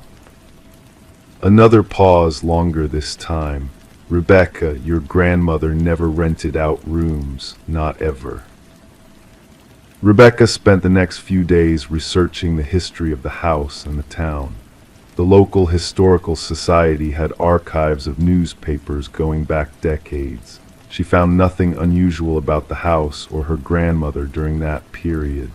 Eleanor Caldwell had been a respected elementary school teacher, active in the community, known for her garden club participation and volunteer work at the library. A week later, Rebecca decided to show the photos to Detective Mark Lawson at the Millfield Police Department. Lawson, a man in his early 50s with salt and pepper hair and tired eyes, examined them carefully. "And you're sure these were taken in your house?" he asked. "Positive. That's my bed upstairs. Well, my grandmother's bed, now mine." Detective Lawson studied the photos again.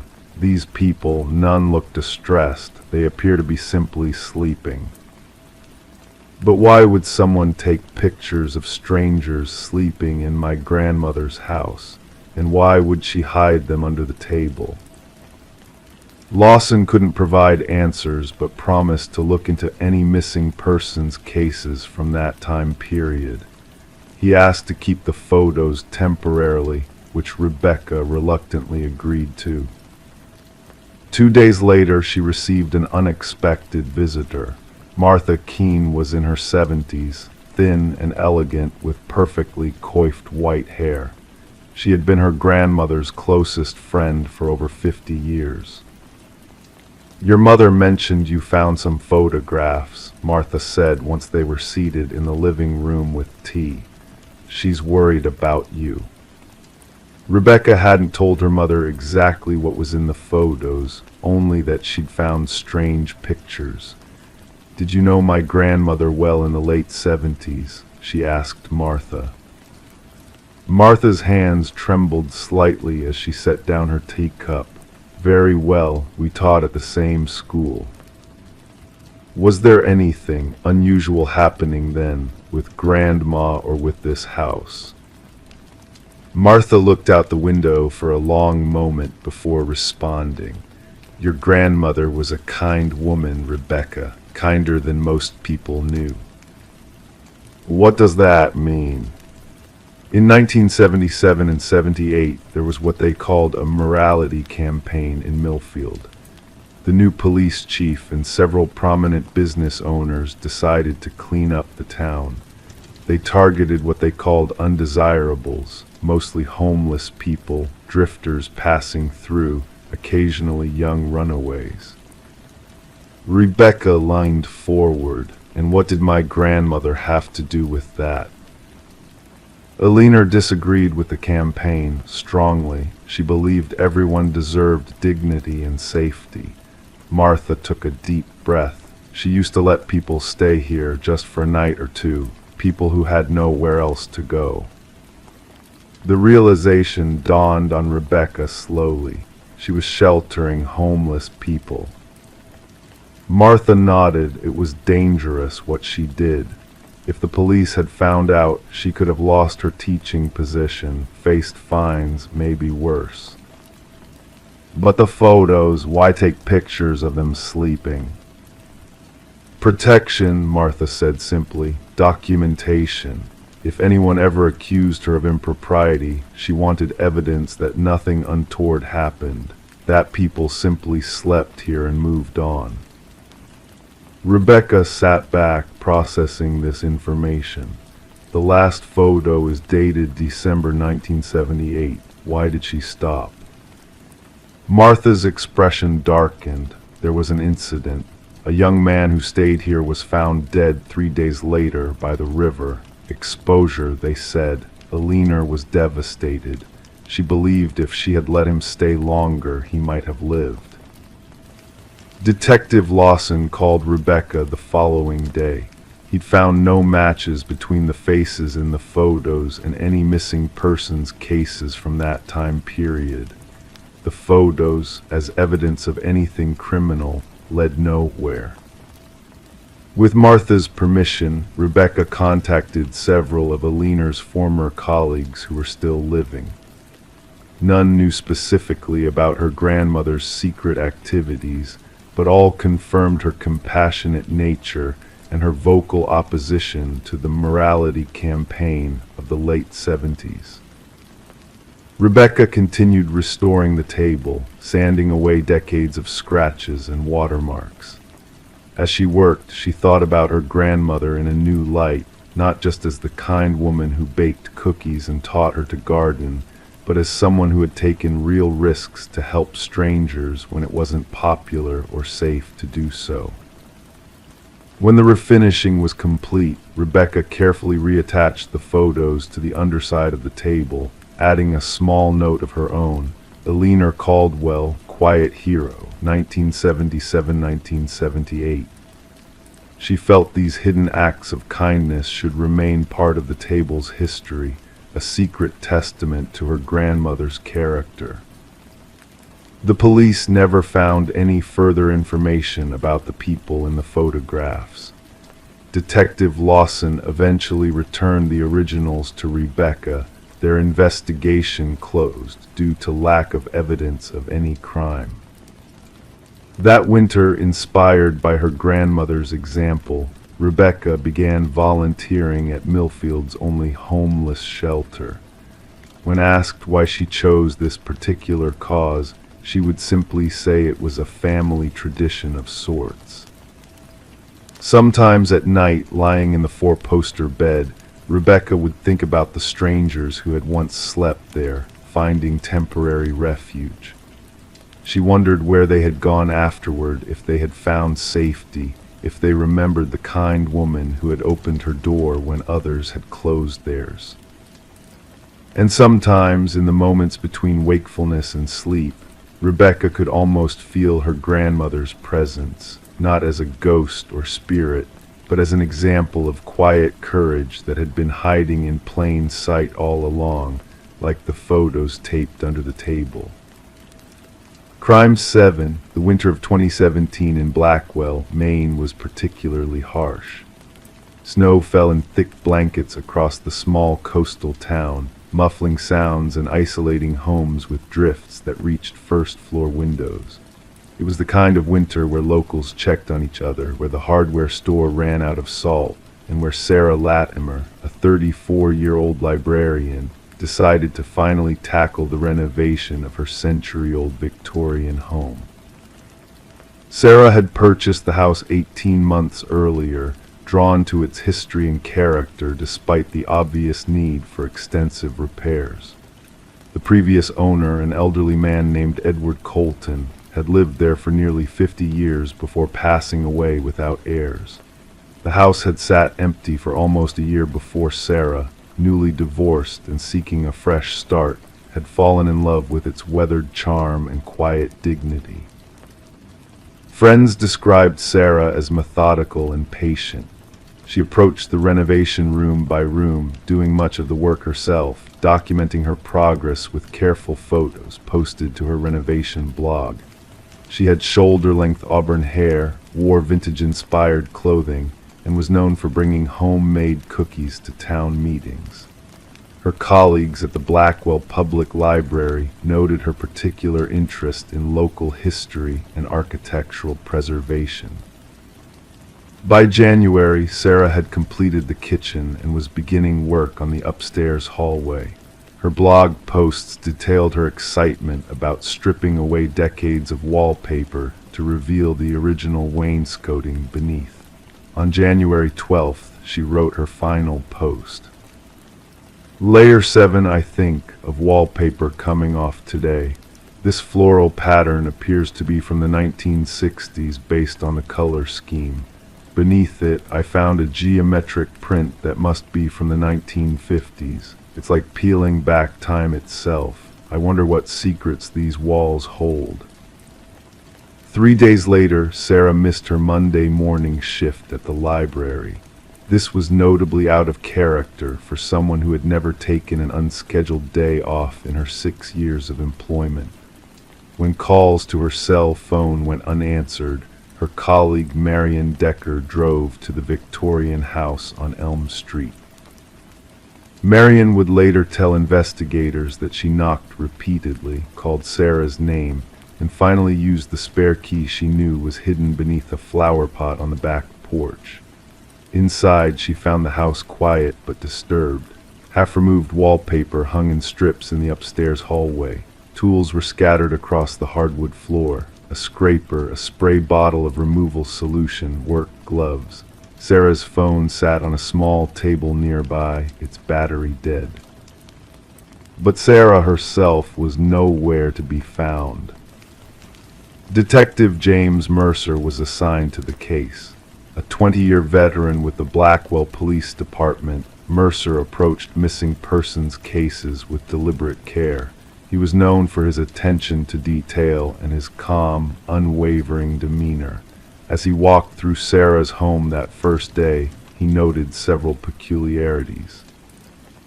The coffee maker was set to brew but never turned on, he wrote in his initial report. A half-eaten piece of toast sat on a plate in the kitchen. The back door was unlocked, but there were no footprints in the snow outside that entrance. Most curious of all was what Mercer discovered in the upstairs hallway. In the area where Sarah had been removing wallpaper, a section had been completely stripped away, revealing something unexpected beneath. The outline of what appeared to be a door rectangular, about 6 feet tall, with no visible hinges or handle. It had been sealed into the wall, covered over with plaster and decades of wallpaper. The plaster around the door outline had been partially chipped away, Mercer noted, as if someone had been attempting to access whatever might be behind it.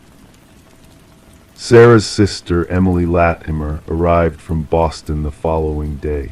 She stayed in a hotel rather than the house, telling Detective Mercer that something about the place feels wrong now.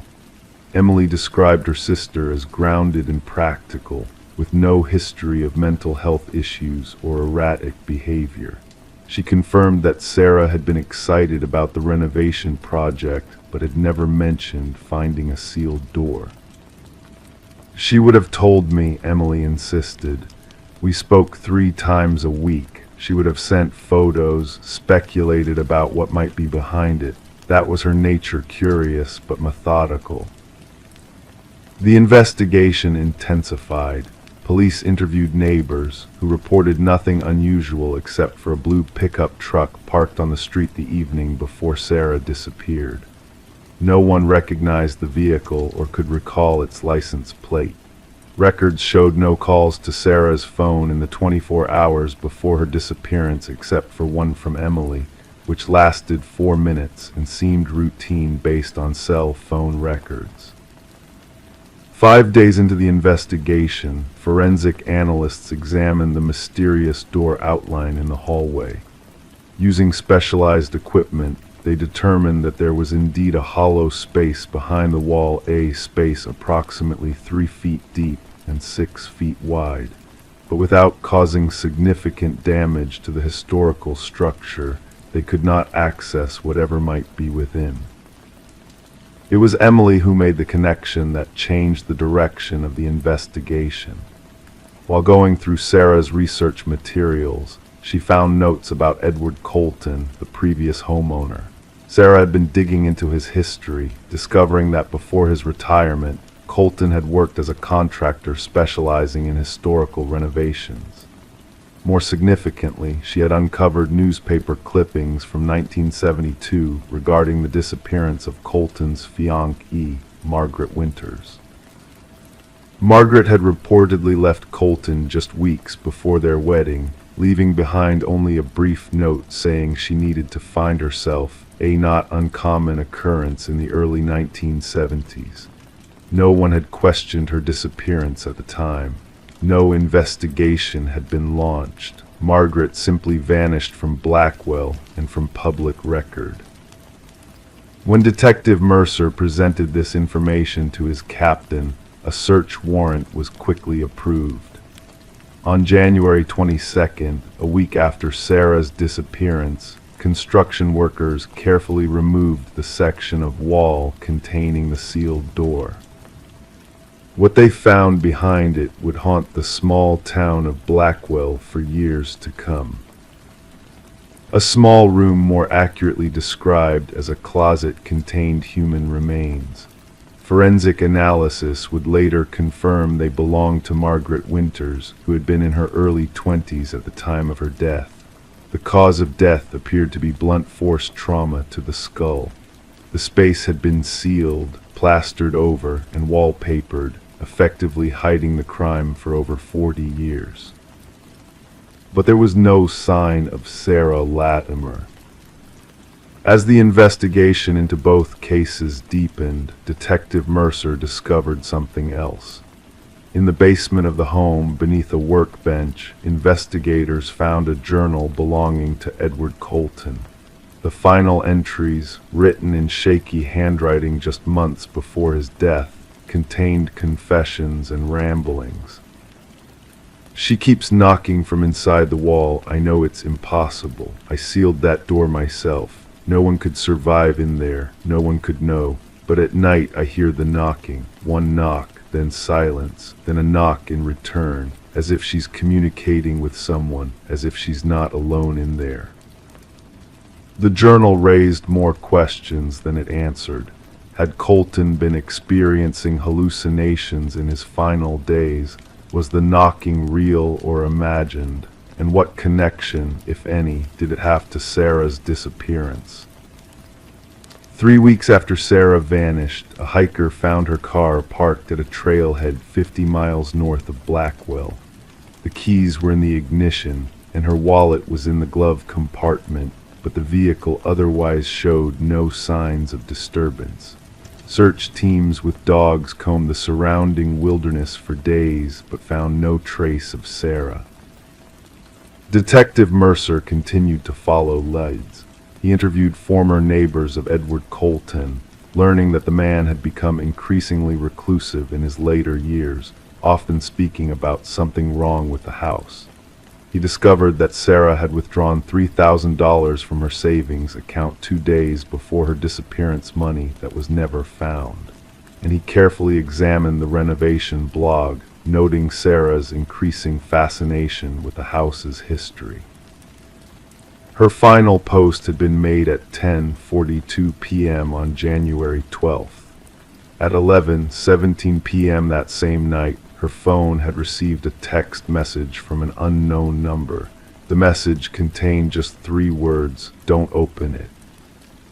The text had never been opened. 6 months after Sarah's disappearance, the case remained officially open but had grown cold. The Victorian house on Elm Street sat empty once more, its renovation incomplete, its secret still partially buried. Emily Latimer eventually cleared out her sister's belongings and put the house up for sale, but found no interested buyers. Locals began to avoid walking past the property at night.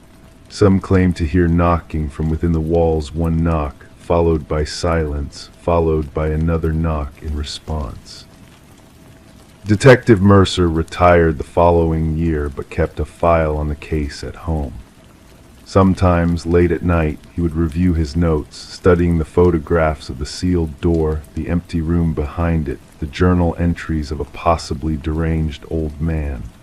He would read Sarah's final blog post and wonder what she had discovered in those layers of wallpaper, what secrets she had uncovered, what history she had disturbed. The case of Sarah Latimer remains unsolved. The Victorian house still stands on Elm Street in Blackwell, Maine, its renovation incomplete, its hallway now restored and rewallpapered by a restoration company hired by the bank that reclaimed the property. The sealed door, or what remains of it, has been covered over once more, hidden behind fresh plaster and new floral patterned paper. But sometimes visitors to the neighborhood report hearing something unusual coming from the empty house, a sound that seems impossible yet persists. One knock, a pause, then a knock in return. As if someone or something is still there, still communicating, still waiting to be found. Crime 8, the town of Millbrook, Pennsylvania, was the kind of place where most residents left their doors unlocked. A quiet community nestled between rolling hills and dense forests, where neighbors knew each other by name, and the biggest news usually involved the high school football team or seasonal festivals. For Caroline Mitchell, a 38-year-old librarian who had lived there all her life, this sense of security was part of what made Millbrook home. Caroline lived alone in a small blue house on Willow Street, a tranquil neighborhood where maple trees lined the sidewalks. Every morning she would wake at 6:30, brew a cup of Earl Grey tea, and read for half an hour before preparing for work.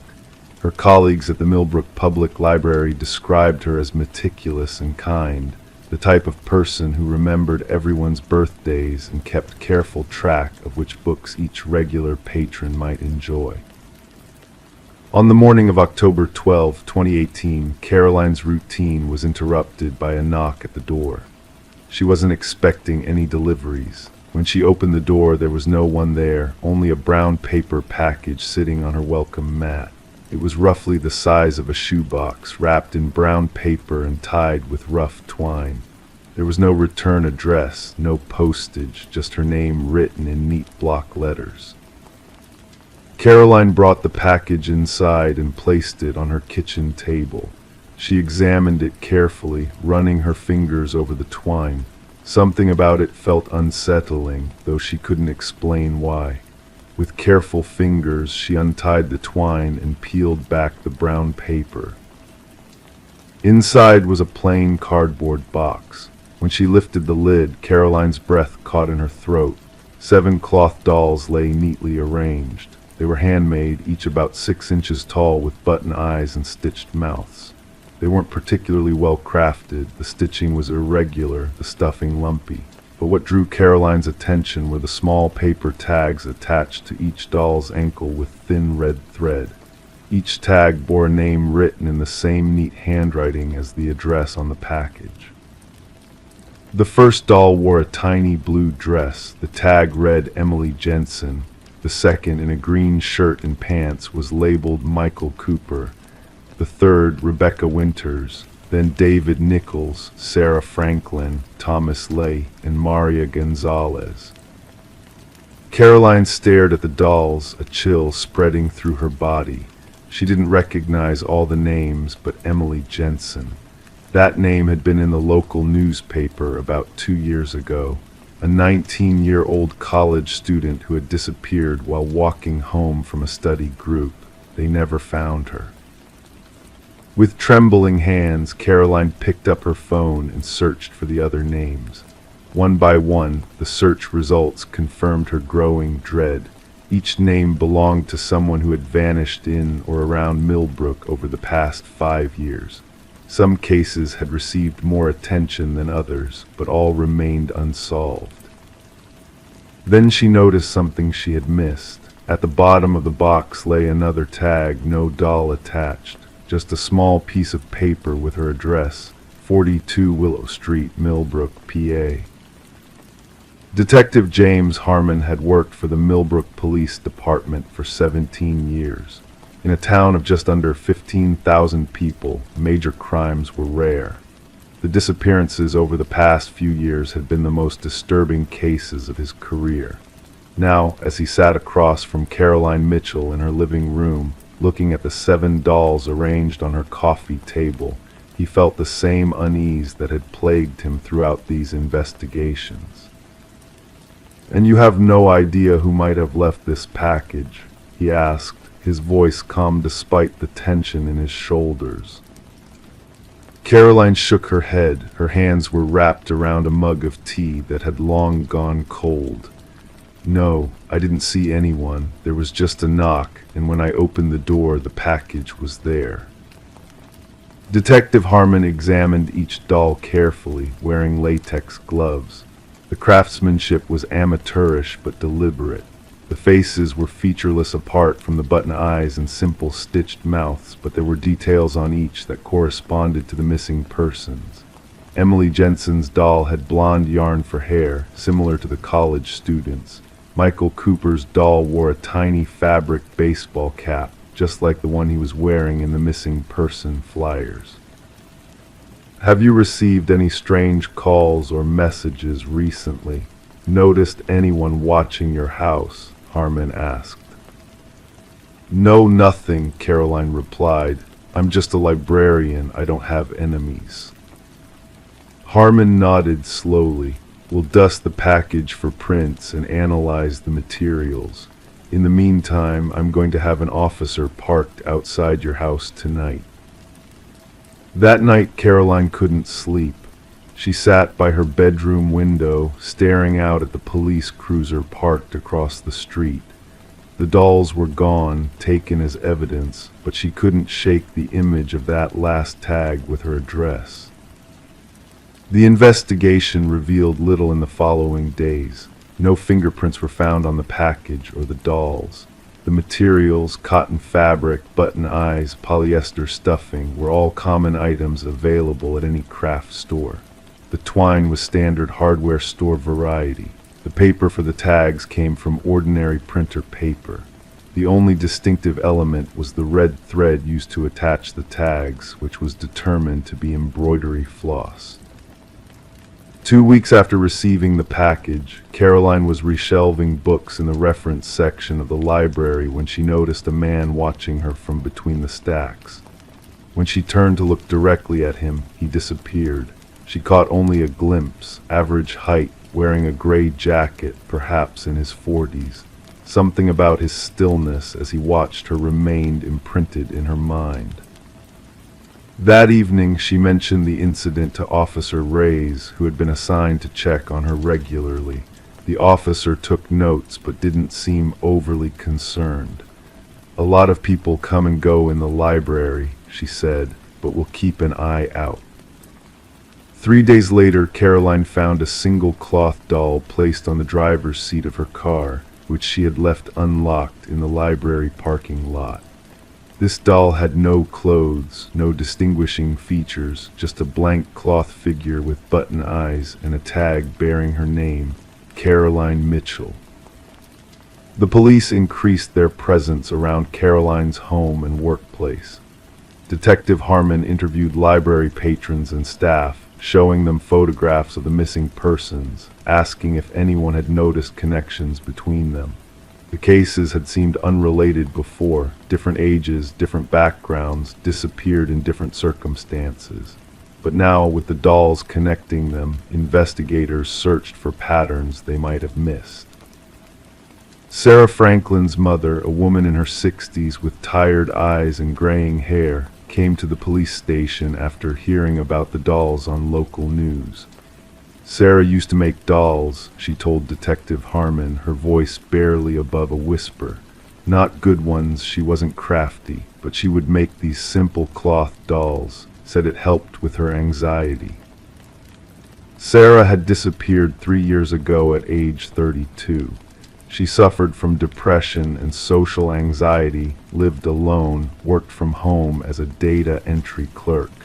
The police had initially suspected suicide, but no body was ever found.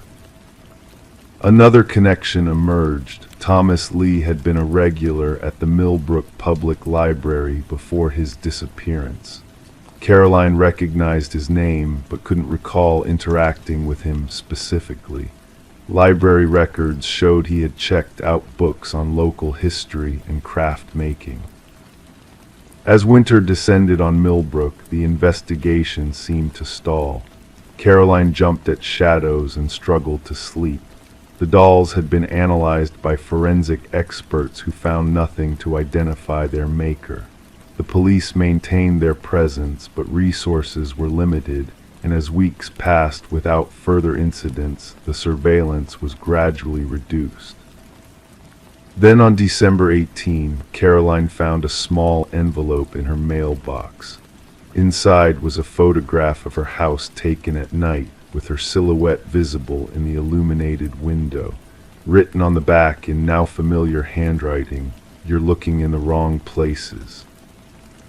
Detective Harmon arranged for Caroline to stay with her sister in Philadelphia while the police intensified their investigation.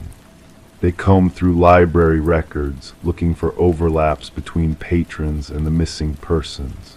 They re-examined Sarah Franklin's apartment, which had remained largely untouched since her disappearance, maintained by her mother, who couldn't bear to clear it out. In a closet behind boxes of craft supplies, they found a journal. The later entries revealed Sarah's growing paranoia about a patron at the library, someone she described only as the Watcher. According to her writings, this person would sit for hours, pretending to read but actually observing others. Sarah had noticed because she recognized the behavior. It was something she did herself when her anxiety prevented normal social interaction. The final entry, dated 3 days before her disappearance, read, "He knows I've seen him. Today he smiled at me. Not a normal smile. I don't want to go back there, but I need to know why he watches everyone." As January turned to February, Caroline returned to Millbrook, refusing to let fear drive her from her home permanently. The police maintained regular checks on her house, and she had installed new locks and security cameras. Library staff were briefed to report any suspicious behavior. On February 8, Caroline noticed a man in the biography section who had been sitting with the same book open for over 2 hours. She couldn't see his face, but something about his posture triggered a memory, the same stillness she had noticed months before. She alerted her colleague, who called the police while Caroline retreated to the staff room. By the time officers arrived, the man was gone. Security footage showed only his back as he exited the building, average height, gray jacket, carrying a messenger bag. His face never turned toward the cameras. That evening, as Caroline prepared for bed, her new security system chimed. Someone was at the front door. The camera showed a delivery person holding a package. Despite the late hour, nothing seemed immediately threatening. The uniform looked legitimate, and the person was standing back from the door, clearly visible. Caroline called the police before approaching the door. Through the intercom, she asked the delivery person to leave the package on the step. Instead, he looked directly into the camera and said, "You have something that belongs to me, Caroline." The police arrived within minutes, but the man was gone, leaving no package behind. The security footage was clear enough to provide their first real lead, a face to match with the mysterious figure. Within days, they identified him as Edward Mercer, a 43-year-old former art therapist who had worked at a mental health facility where both Sarah Franklin and Thomas Lee had been patients. Further investigation revealed that Mercer had been dismissed from his position 4 years ago due to inappropriate behavior with patients. He had maintained an apartment in Millbrook, but also owned a small cabin about 30 miles outside of town, deep in the woods off Millers Creek Road. On February 15, police executed a search warrant on the cabin. What they found confirmed their worst fears. In a cellar accessed through a trapdoor in the floor, they discovered hundreds of cloth dolls hanging from the ceiling. On the walls were photographs of all 7 missing persons, along with dozens of others, including Caroline. Some photos dated back over a decade. There was no sign of Mercer himself, nor any human remains. Just dolls, photographs, journals filled with rambling text about collecting people's essence, and shelves of personal items apparently taken from the victims: Emily Jensen's student ID, Michael Cooper's baseball cap, a library card belonging to Thomas Lee. The manhunt for Edward Mercer became the largest in Pennsylvania state history. His face was on every news channel, his name on everyone's lips. Caroline was placed under protective custody while authorities searched. 3 weeks into the search, a forest ranger discovered an eighth missing persons car abandoned near a trailhead 50 miles from Millbrook. Inside was a cloth doll with a tag bearing the name Edward Mercer. To this day, Edward Mercer remains missing. The families of the 7 victims have no closure, no remains to bury. Caroline Mitchell eventually moved away from Millbrook, unable to feel safe in the town she had once loved. The case of the Millbrook dollmaker, as it came to be known, remains open. Sometimes, late at night, Detective Harmon sits at his desk, staring at photographs of cloth dolls, wondering about the lives they represent and the man who believed he could capture human essence in fabric and thread. He wonders if Mercer became his own final victim, or if he's still out there somewhere, watching, waiting, collecting. In the evidence room of the Millbrook Police Department, locked in a sealed container, the original 7 dolls remain, physical reminders of those who vanished without explanation, their stories unfinished, their fates unknown. And somewhere perhaps an 8th doll hangs alongside hundreds of others, waiting for someone to read its tag and remember the man who made them all. Crime 9, in the quiet suburban neighborhood of Pinewood Grove, Missouri, 34-year-old Eliza Marston had established a comfortable routine. Every evening at precisely 7:15, she would clip the leash onto her golden retriever, Bailey, and embark on their nightly walk. Neighbors could set their watches by her punctuality, a trait she had inherited from her father, a retired military man who had raised her alone after her mother's early passing when Eliza was just 9. Eliza worked as a high school counselor, known for her patient demeanor and genuine concern for troubled teens. She lived alone in the modest 2-bedroom home she had purchased 5 years ago after her divorce. The split had been amicable, according to those close to her, though Eliza had withdrawn somewhat in the years that followed, finding companionship primarily in Bailey and her small circle of longtime friends. March 17, 2023 began like any other Friday for Eliza. She counseled students, attended a faculty meeting, and stopped by the grocery store on her way home. The early spring weather had been unseasonably warm that week, and many neighbors had begun tending to their yards. Among them was the owner of the house directly behind Eliza's, a property that had changed hands just 3 months prior. The new neighbor, Harold Simmons, was a man in his mid-40s who neighbors described as polite but private. He had moved in without fanfare during the winter months, and few had interacted with him beyond cursory greetings. Eliza herself had only spoken to him once, when he had come by to introduce himself shortly after moving in. That evening, as Eliza and Bailey rounded the corner of Maple Street, taking their usual route through the neighborhood park and back along the perimeter of adjacent properties, something caught Eliza's attention. In the wooden fence separating her backyard from Harold's property, there was a perfectly circular hole, approximately 5 inches in diameter, positioned at what would be eye level for most adults. Eliza paused. The hole hadn't been there the previous evening, she was certain of it.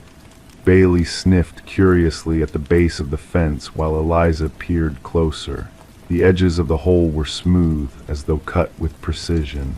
Curiosity getting the better of her, she bent slightly to look through. At first she saw nothing but darkness. Then, without warning, a bright flash illuminated the space, accompanied by the unmistakable sound of a camera shutter. Eliza jerked back, startled. Bailey barked once, sensing her discomfort. "Hello," Eliza called out, her voice steady despite her quickening pulse. "Mr. Simmons, is that you?" No response came from the other side of the fence. Unsettled but not overly alarmed, Eliza continued her walk, making a mental note to mention the strange occurrence to Harold when she next saw him. Perhaps he was setting up security cameras and had accidentally photographed her. An innocent explanation surely existed. But Eliza never got the chance to speak with Harold about the incident. The following evening, as she prepared for her walk with Bailey, her doorbell rang. On her porch stood two police officers, Detective Marcus Reed and Officer Sarah Chen. "Ms. Marston," Detective Reed asked, his expression grave, "I'm afraid we need to ask you some questions about your neighbor, Harold Simmons." Inside, as Bailey settled at her feet, Eliza learned that Harold Simmons had been found dead in his home that afternoon. According to the officers, a postal worker had noticed his front door standing open and had called the police after repeated knocks went unanswered. Harold's body had been discovered in his basement, the apparent victim of a single gunshot wound to the head.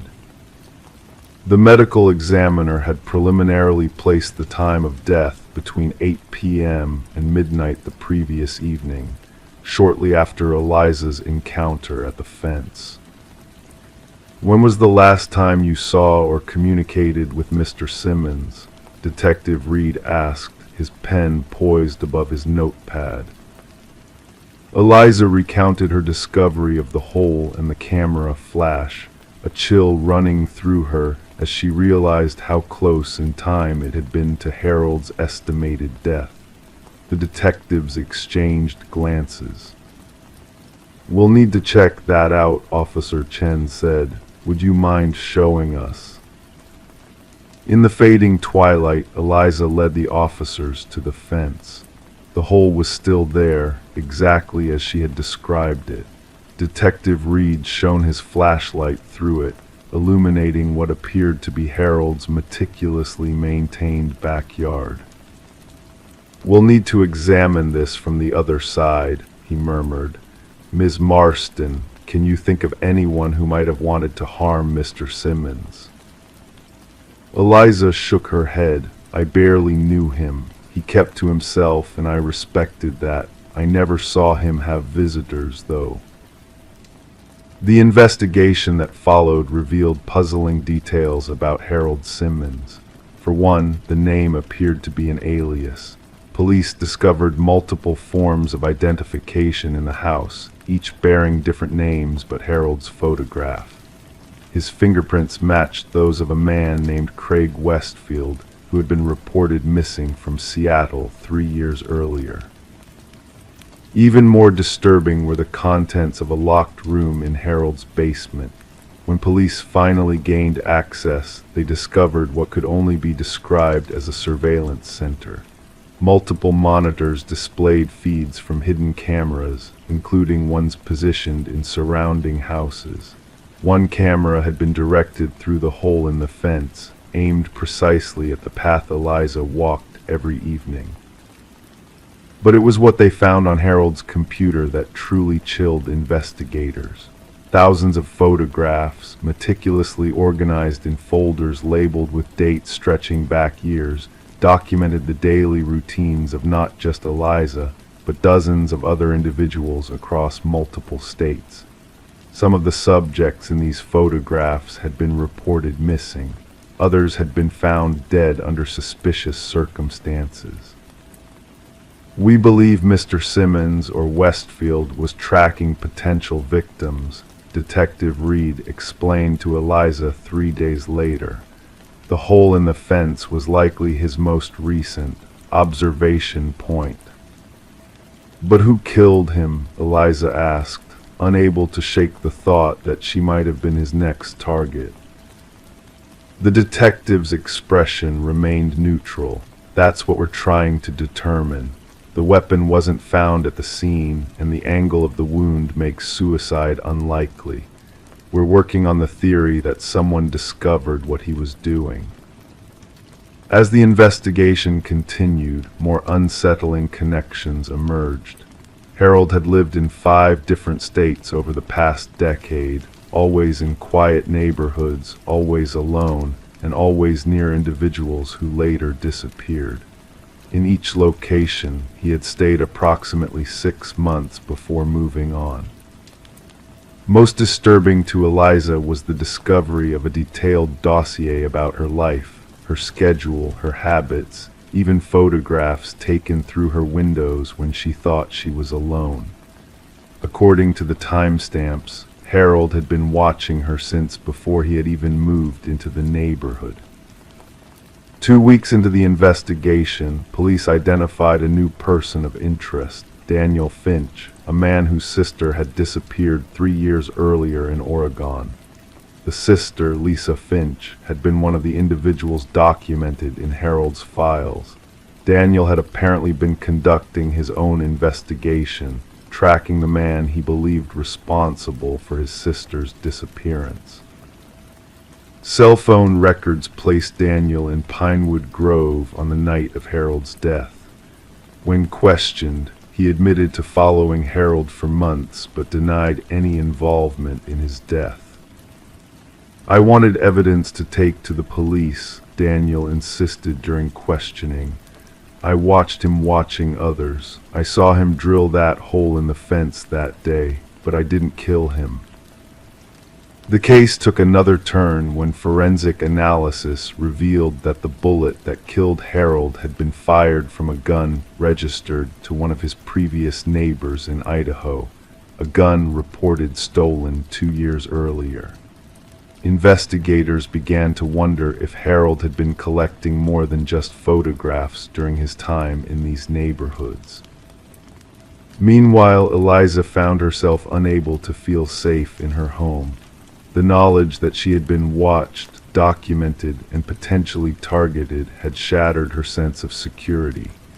She took a leave of absence from work and stayed with friends, returning home only briefly to pack more clothes or check on the property.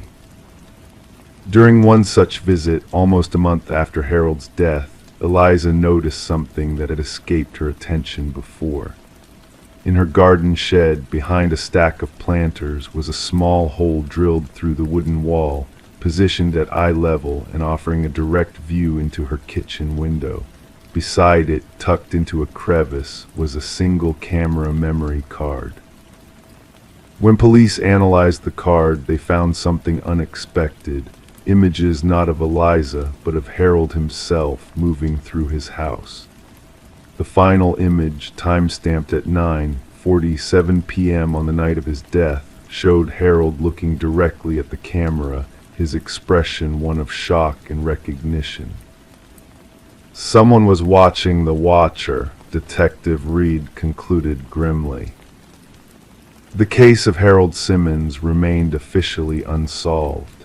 Daniel Finch was eventually cleared due to lack of evidence, though many in law enforcement privately believed he had orchestrated Harold's demise.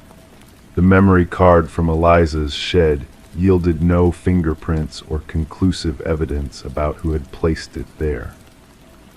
In the months that followed, authorities in multiple states reopened investigations into disappearances potentially connected to Harold. 6 previously cold cases were linked to his meticulous photographs and notes, bringing some measure of closure to grieving families, including the Finches, whose daughter's remains were finally located based on information in Harold's files. Eliza never returned to her home in Pinewood Grove. She sold the property without ever spending another night there and moved across the country to start anew. She kept Bailey, her faithful companion, but abandoned her predictable routines and evening walks. Sometimes, especially on quiet evenings, she still finds herself scanning the fences and walls around her, looking for holes where eyes might be hiding. And sometimes she wonders about the person who turned the tables on Harold, the observer who decided to eliminate the threat rather than report it. In her darker moments, Eliza understands that impulse all too well. The hole in the fence has long since been repaired, but the questions it raised remain open, a circular void in a case that continues to disturb those who know its details. Who is watching the watcher, and are they still out there, peering through other holes, in other fences, in other quiet neighborhoods where people believe they are safe? Some mysteries, once glimpsed, never stop watching you back. Story 10. In the quiet stillness of the night, a mysterious call pierced through the veil of static and muffled sounds. The operator, initially dismissing it as a mere pocket dial, hesitated as a voice emerged from the chaos. A woman's frantic whisper echoed through the receiver, "He's here." Abruptly, silence enveloped the line, leaving a chilling void in its wake. The number traced back to an empty house, a relic of the past left untouched for years. There were no signs of intrusion, no disturbances disrupting the layers of dust that coated every surface. Yet in the dimly lit kitchen, an old phone rested on the counter, its screen faintly aglow. The call had been placed mere minutes ago, a ghostly echo of a presence long gone. Detective Morgan Reed found herself captivated by the enigmatic message, replaying it repeatedly, each time feeling the weight of the whispered words: desperation, fear, and an inexplicable impossibility. The abandoned property once belonged to the Sullivan family, who had vacated the premises after a devastating fire ravaged the west wing of their home. It stood empty since then, visited only by a caretaker who swore no unauthorized soul had crossed its threshold. Background check on the number, Morgan inquired of her partner, Detective Walsh. The revelation that the number belonged to Catherine Sullivan, the deceased daughter of the former residents, added another layer of intrigue to the enigma unfolding before them. Catherine had perished in a tragic car accident 3 years prior, her voice now haunting them from beyond the grave. The evidence painted a confounding picture: a phone belonging to a woman long dead, emitting distress signals from a house frozen in time.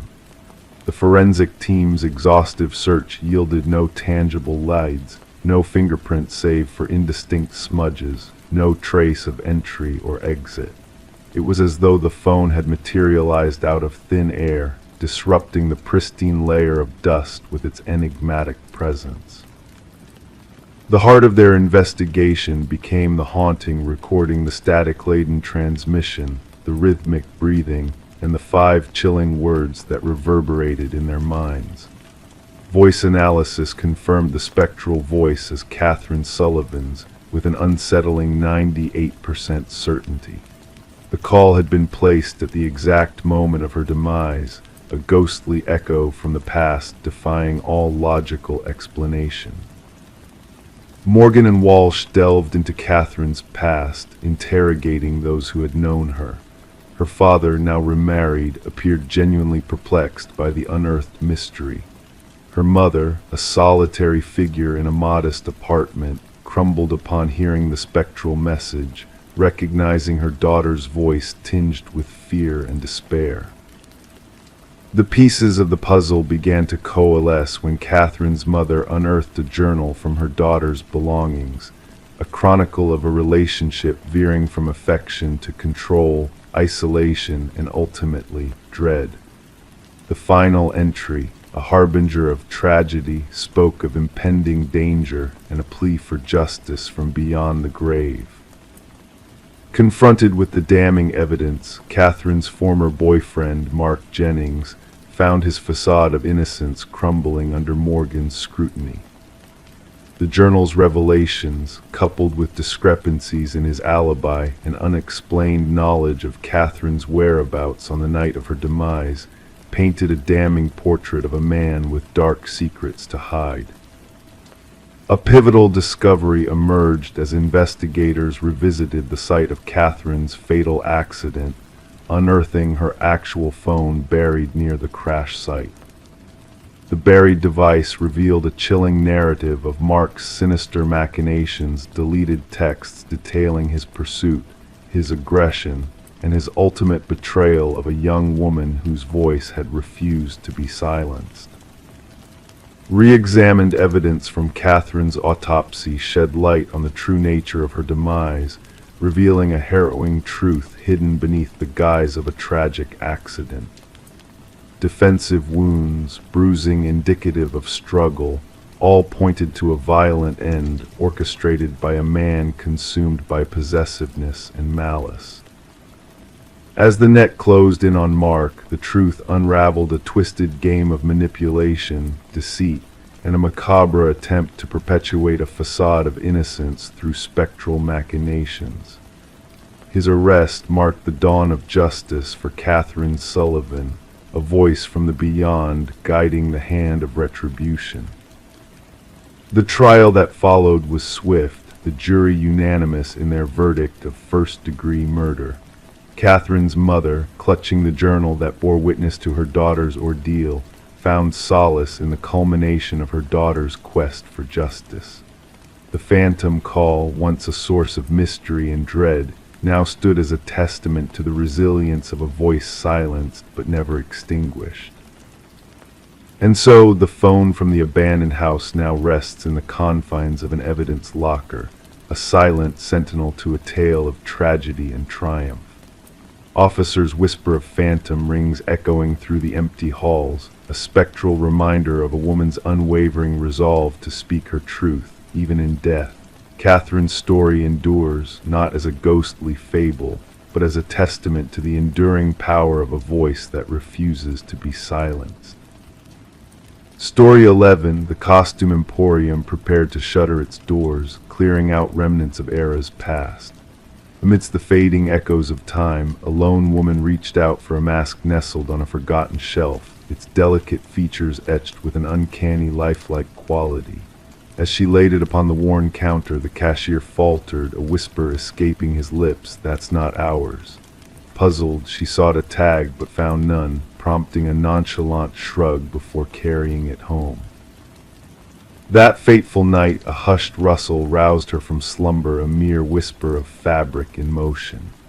The mask had vanished from its perch on the dresser, now perched upon her nightstand, its gaze fixed upon her. The woman, known as Catherine Reed, was later discovered by a concerned neighbor. The door ajar, a stream of morning light spilled into the dim abode, revealing a chilling tableau that would bewilder investigators for years to come.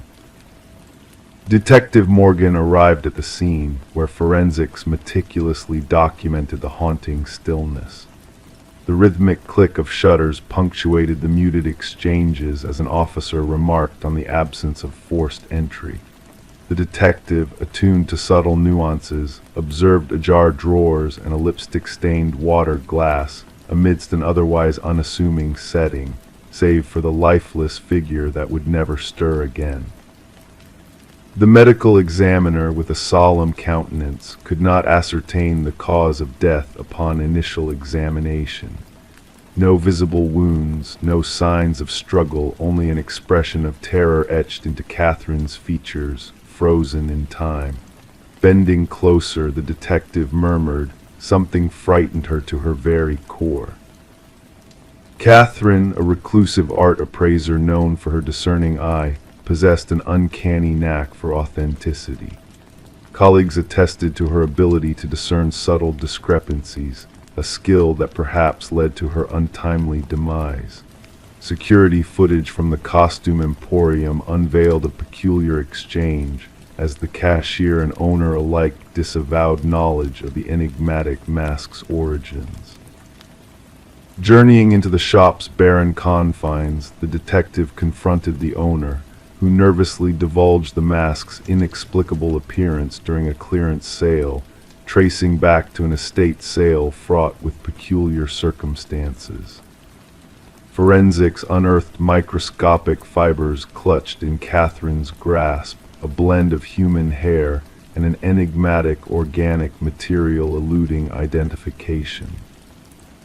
A harrowing pattern emerged as records disclosed similar deaths linked to the acquisition of anomalous masks, each victim bearing a visage frozen in terror. An aged detective, privy to a bygone case, shared revelations of ancient symbols concealed within the masks, a sinister connection to a ritual of soul transference. A pivotal breakthrough surfaced within Catherine's sanctuary, a hidden journal detailing her mounting dread and the malevolent sentience lurking within the mask. Her frantic entries chronicled a chilling revelation: the mask's insidious gaze, its macabre ties to a lineage of tragic demises. The detective pieced together the macabre puzzle, the eerie fibers, Catherine's unsettling discoveries, and the spectral deaths echoing through time. The medical examiner at last attributed Catherine's demise to a fatal cardiac arrest induced by sheer terror. However, the investigation spiraled into deeper shadows when surveillance footage unveiled a spectral figure exiting Catherine's abode, cloaked in a mask mirroring her countenance yet moving with an unnatural cadence. The missing mask eluded capture, reappearing months later in a distant vintage shop, slipping through the investigator's grasp into obscurity. The enigma remains unsolved, haunting the detective who safeguards Catherine's journal, a testament to a truth beyond official records. In the nocturnal stillness, she startles awake, a lingering sense of being watched. She secures her abode, resisting the specter of the mask's cyclical quest for hosts, a malevolent force spanning centuries, lying in wait for its next unwitting victim.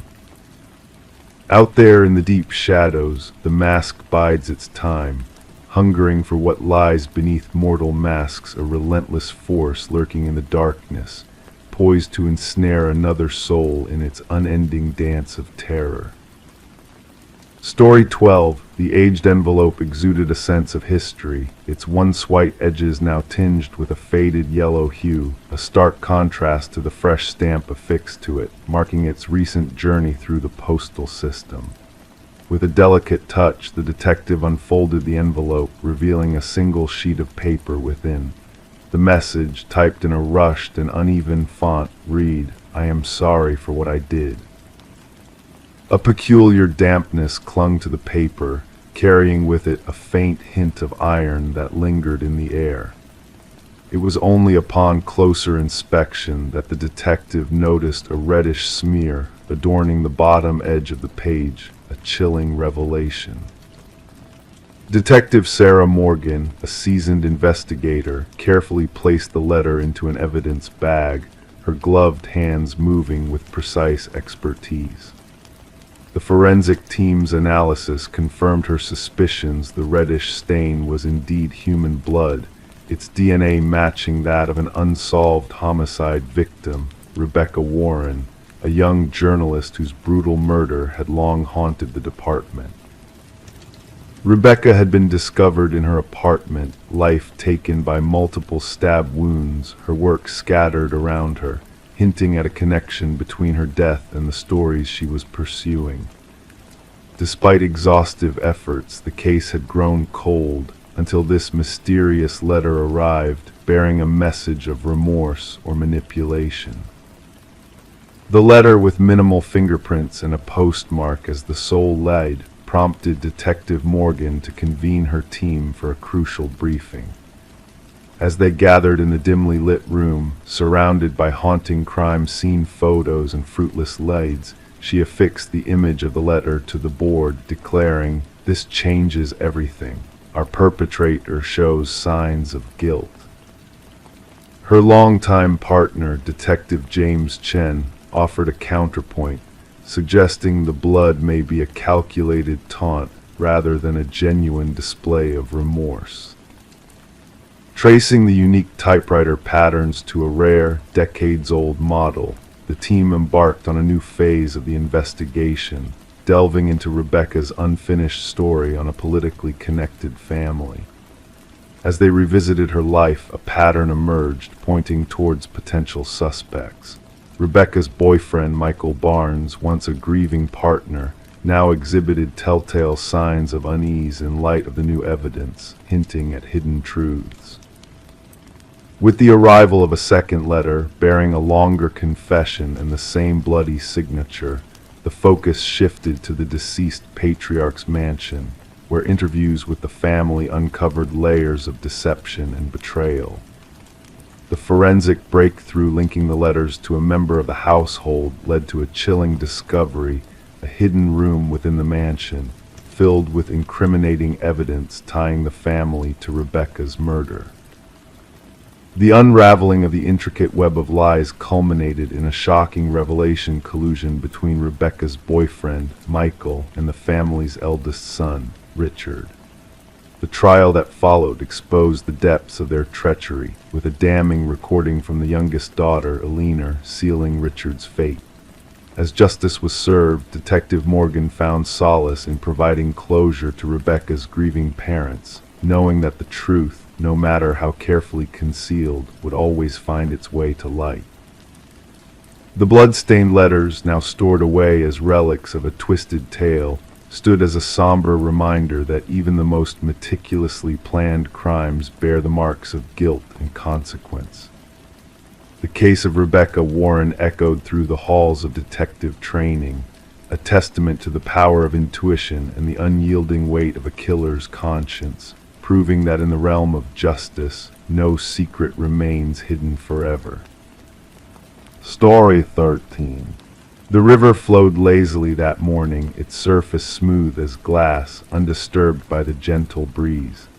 The fisherman, lost in his thoughts, almost overlooked the sight of a lone suitcase bobbing near the shore. Initially, he mistook it for a pile of discarded clothes, but as he ventured closer, a foul odor drifted towards him, thick, sickly sweet, impossible to ignore. The suitcase was bound in chains, its corners corroded from exposure to the elements. When authorities pried it open, what they discovered within was chilling. Not clothing, but strands of hair twisted together, fingers frozen in a haunting grip, and at the bottom, a cryptic note that sent shivers down their spines: "This isn't the first." Detective Sarah Mercer arrived at the scene, her presence a calming yet enigmatic presence amidst the grim discovery. The victim, a woman in her mid-30s with dark hair now matted and skin pallid from the water, lay silently as the medical examiner meticulously documented every detail before the body was taken away. What struck Mercer was not just the methodical disposal of the victim, but the peculiar care taken in presenting her manicured nails, freshly styled hair, clad in expensive attire. She wasn't just disposed of here, Mercer observed, her gaze fixed on the rippling water along the muddy banks. She was arranged, deliberately showcased. The victim was identified as Catherine Walsh, a successful real estate agent renowned for her dealings in high-end properties. Divorced, childless, living alone in an affluent neighborhood, Walsh was known for her ambitious nature, meticulous attention to detail, and guarded privacy. Her disappearance had been reported by her assistant, who insisted that missing a crucial showing with affluent clients was out of character for her. As investigators delved into Walsh's meticulously kept modernist home, they found a place of immaculate order, almost unnaturally so. Designer furniture arranged flawlessly, not a speck of dust to be found. Even the contents of her refrigerator were meticulously organized, labeled by day. However, a hint of disarray was discovered in her home office, a slightly open drawer revealing a leather-bound journal. The final entry sent a chill down Mercer's spine. "He's watching again." The same car, different plates. Further investigation revealed a trail of unsettling digital footprints in Walsh's email, mysterious messages from unknown senders, all bearing the same eerie phrase, "I see your perfection," sent at precise intervals on various days. Her online searches hinted at a growing sense of unease, with inquiries about home security systems and self-defense tools. Mercer pieced together these clues, linking them to the meticulous presentation of the victim's body at the crime scene. "Our perpetrator is methodical," she confided to her partner. "This wasn't a crime of passion, it was a carefully orchestrated ritual." A breakthrough emerged unexpectedly from a local pawn shop, where Walsh's distinctive emerald necklace was identified among the pawned items. The culprit was revealed to be Michael Linden, a nondescript maintenance worker whose unassuming demeanor belied his dark obsession. Surveillance footage captured Linden's repeated entries into Walsh's building over several months, sometimes with his maintenance cart, sometimes without, always at times when she would be away. Upon searching Linden's modest apartment, investigators unveiled a chilling tableau, walls plastered with photos of Walsh and other women, all sharing a striking resemblance, all captured surreptitiously. Some images were ominously marked out in red. Walsh was just one of the victims in Linden's twisted collection. A hidden compartment in Linden's closet unveiled a shrine of sorts, with personal items belonging to each victim meticulously laid out, a brush with strands of hair, tissue papers stained with lipstick, keys, and receipts.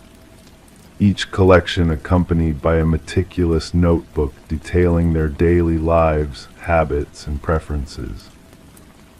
When Linden was brought in for questioning, his demeanor remained eerily composed. Confronted with the evidence, he finally uttered, devoid of emotion, "They were flawed. They projected perfection, but I saw past it. Catherine's desk drawer was always messy. She missed a spot when applying lipstick. Her perfection was a facade." The search for Linden's earlier victims, as mentioned in his cryptic note, led investigators to remote locations where 2 more suitcases were recovered. Inside, women bearing similarities to Walsh were found, all real estate agents who projected an image of perfectionism in their work. During the trial, Linden sat stoically, his expression inscrutable as the prosecution detailed his chilling methods. He had stalked each woman meticulously, intruding into their lives, learning their routines, before correcting what he perceived as imperfections by meticulously grooming them before their untimely demise. As the judge pronounced a life sentence without parole, the families of the victims watched in somber silence. For Detective Mercer, the case was officially closed, yet unanswered questions lingered. What had triggered Linden's fixation on these particular women? What inner imperfections was he attempting to erase through his heinous acts? The river continued its unhurried journey downstream, gradually washing away all traces of the horrific crimes. But in the quiet confines of the precinct, on Mercer's desk, lay copies of those chilling notebooks, a stark reminder that in the facade of ordinary lives, darkness may lurk beneath the surface. And perhaps the most insidious predators are those who blend seamlessly into the shadows, patiently observing, waiting for a single flaw to expose itself. Story 14, The Hidden Observer. The realtor's listing made no mention of a basement. The blueprints held no clue to its existence. Yet when the family peeled back the old carpet, they uncovered a hidden door. A door with a heavy, rusted handle that took 3 of them to force open. As the door creaked ajar, stale air, thick with the scent of damp earth, greeted them. Steps descended into darkness. They anticipated storage space, but found a solitary chair under a swaying light bulb. And on the wall behind, a series of photographs of them. The Mercer family had moved into the suburban property during a cold winter, the dark setting in early, the trees stripped bare. The two-story house with its worn siding and creaky floors had appealed to them for its character and history. Little did they know the depth of history within the walls and how violently it would intersect with their lives. Detective Sarah Connors and her partner arrived at the property to find the crime scene unit already at work, securing the area with fluttering yellow tape. Mrs. Mercer's voice had trembled over the phone as she described the hidden chamber beneath their living room floor. Connors wasted no time, instructing the team to document every detail before anyone else ventured down. The forensic team's camera flashes pierced the darkness of the basement, capturing the scene. The wooden steps groaned underfoot as they descended. The basement, no larger than a standard bedroom, boasted concrete walls painted a dull gray. A single chair was bolted to the floor, illuminated by the harsh glow of the bare bulb above. Yet it was the wall of photographs that held their gaze, 37 snapshots meticulously arranged in chronological order. These date back almost 4 weeks, Connor's partner observed, studying the timestamps on the prints. Look at this one, Mrs. Mercer asleep, Mr. Mercer at the table, the kids in their rooms. No signs of forced entry, no theft, just an invasion of privacy that shattered the family's sense of security. Fingerprints from previous owners peppered the space, a haunting reminder of the house's dark past. The property had changed hands numerous times, each family staying briefly before fleeing at lower prices. None had ever mentioned the hidden basement. Interviews with past owners unveiled a disturbing trend. Blueprints altered, permits withdrawn, reports redacted. The contractor who renovated the house 7 years earlier denied the existence of the basement. His denial shook ashen-faced, hands trembling. Digital forensics unearthed more photos, a secret cache of images documenting families past and present. The discovery of hidden audio recordings heightened the terror. Sophisticated surveillance had violated the sanctity of their home, yet no devices were found during the initial search. Connors ordered a thorough search, leading to the unearthing of a monitoring station concealed behind the photos. A journal detailed the family's lives, habits, vulnerabilities. Handwriting matched that of Edward Kelvin, the house's builder, who had mysteriously vanished during construction. His final journal entry forewarned, "The next family arrives tomorrow." Fingerprint analysis confirmed Kelvin had never left the house, residing in its hidden recesses, a silent observer. His capture revealed a man detached from reality, seeing the families as characters in his private drama. The families fled, leaving their possessions behind, haunted by the violation of their privacy. Kelvin's trial laid bare the extent of his surveillance network, the house a stage for his twisted obsession. The property was razed, but the families remained haunted by the unseen eyes and ears that had watched and listened from within their supposedly secure walls. In moments of silence, they still glance upwards, wondering if they are truly alone, if they ever were. The memory of Edward Kelvin, the hidden observer, lingers in the corners of their minds, a chilling reminder of the darkness that can lurk within the most familiar places. Story 15. The town held its breath, never mentioning the house standing quietly at the edge of the woods. It loomed solitary, its windows shrouded in darkness, its porch weary from the weight of time. No one laid claim to it, and the origins of its construction had slipped from memory like whispers in the wind. But when a band of hikers strayed too near, they stumbled upon a chilling sight, names etched into the wooden siding, carved deep as if to serve as ominous markers. And at the very bottom, fresh and untouched by the elements, was a name that sent shivers down their spines, a name unfamiliar to them all, until one of them breathed in a trembling voice, "That's mine." In the dead of night, a call pierced the silence, logged by dispatch as a routine trespassing incident. The voice on the other end belonged to Mason Wright, the leader of the hiking group who had discovered his own name carved into the forsaken house. Responding officers anticipated nothing more than a case of juvenile mischief, a mere prank played among friends, but what awaited them defied all logic. Detective Sarah Keller arrived as the cloak of darkness descended upon the forest.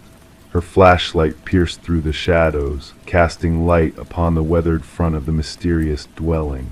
The names 27 in total were etched vertically along the eastern wall.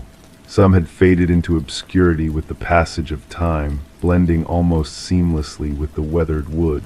Others remained sharp and distinct, as if freshly carved.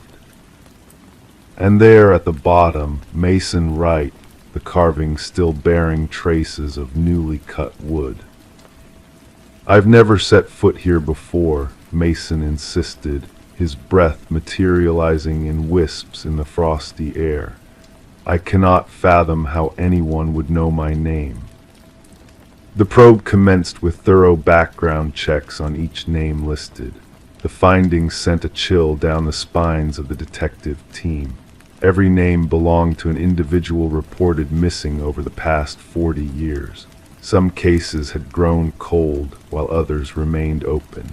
Yet a haunting commonality united them: all the missing individuals had vanished while trekking alone in the woods. Forensic experts meticulously photographed each carving, noting the varying depths, techniques, and weathering patterns. The oldest name on the list, Rebecca Hansen, aligned with a missing person case from 37 years prior. The case files recounted the tale of a young woman who ventured into the woods and never emerged. Search parties scoured the area but found nothing save for a solitary hiking boot beside a babbling stream. Detective Keller delved deep into Mason's narrative. His account remained unwavering. He had no ties to the area beyond this particular hiking expedition with 4 college comrades. They had chosen the trail on a whim, guided by an online suggestion. Nothing in his past hinted at a link to any of the other names engraved on the eerie wall. The focus of the investigation shifted towards Mason's companions. Emily Chen, the group's photographer, provided snapshots captured during their journey. Upon scrutinizing the images, analysts discerned a disquieting presence of blurred figure looming in the background of 3 distinct photos. The silhouette bore resemblance to a tall, slender man, always partially obscured by the surrounding trees. "We encountered no one else on our trek," Emily maintained. "We would have remembered." Detective Keller ordered a thorough search of the house's interior. The abode appeared abandoned, cloaked in dust with shattered furnishings strewn about. Yet in the depths of the basement, officers stumbled upon a harrowing sight. Personal effects belonging to the vanished hikers were meticulously arranged on wooden shelves. Watches, backpacks, cameras, wallets. Each item bore a label corresponding to a name adorning the wall outside. The evidence team meticulously cataloged every item. Underneath the stark glow of ultraviolet light, patterns of bloodstains emerged on the concrete floor, stains scrubbed in a futile attempt to erase them.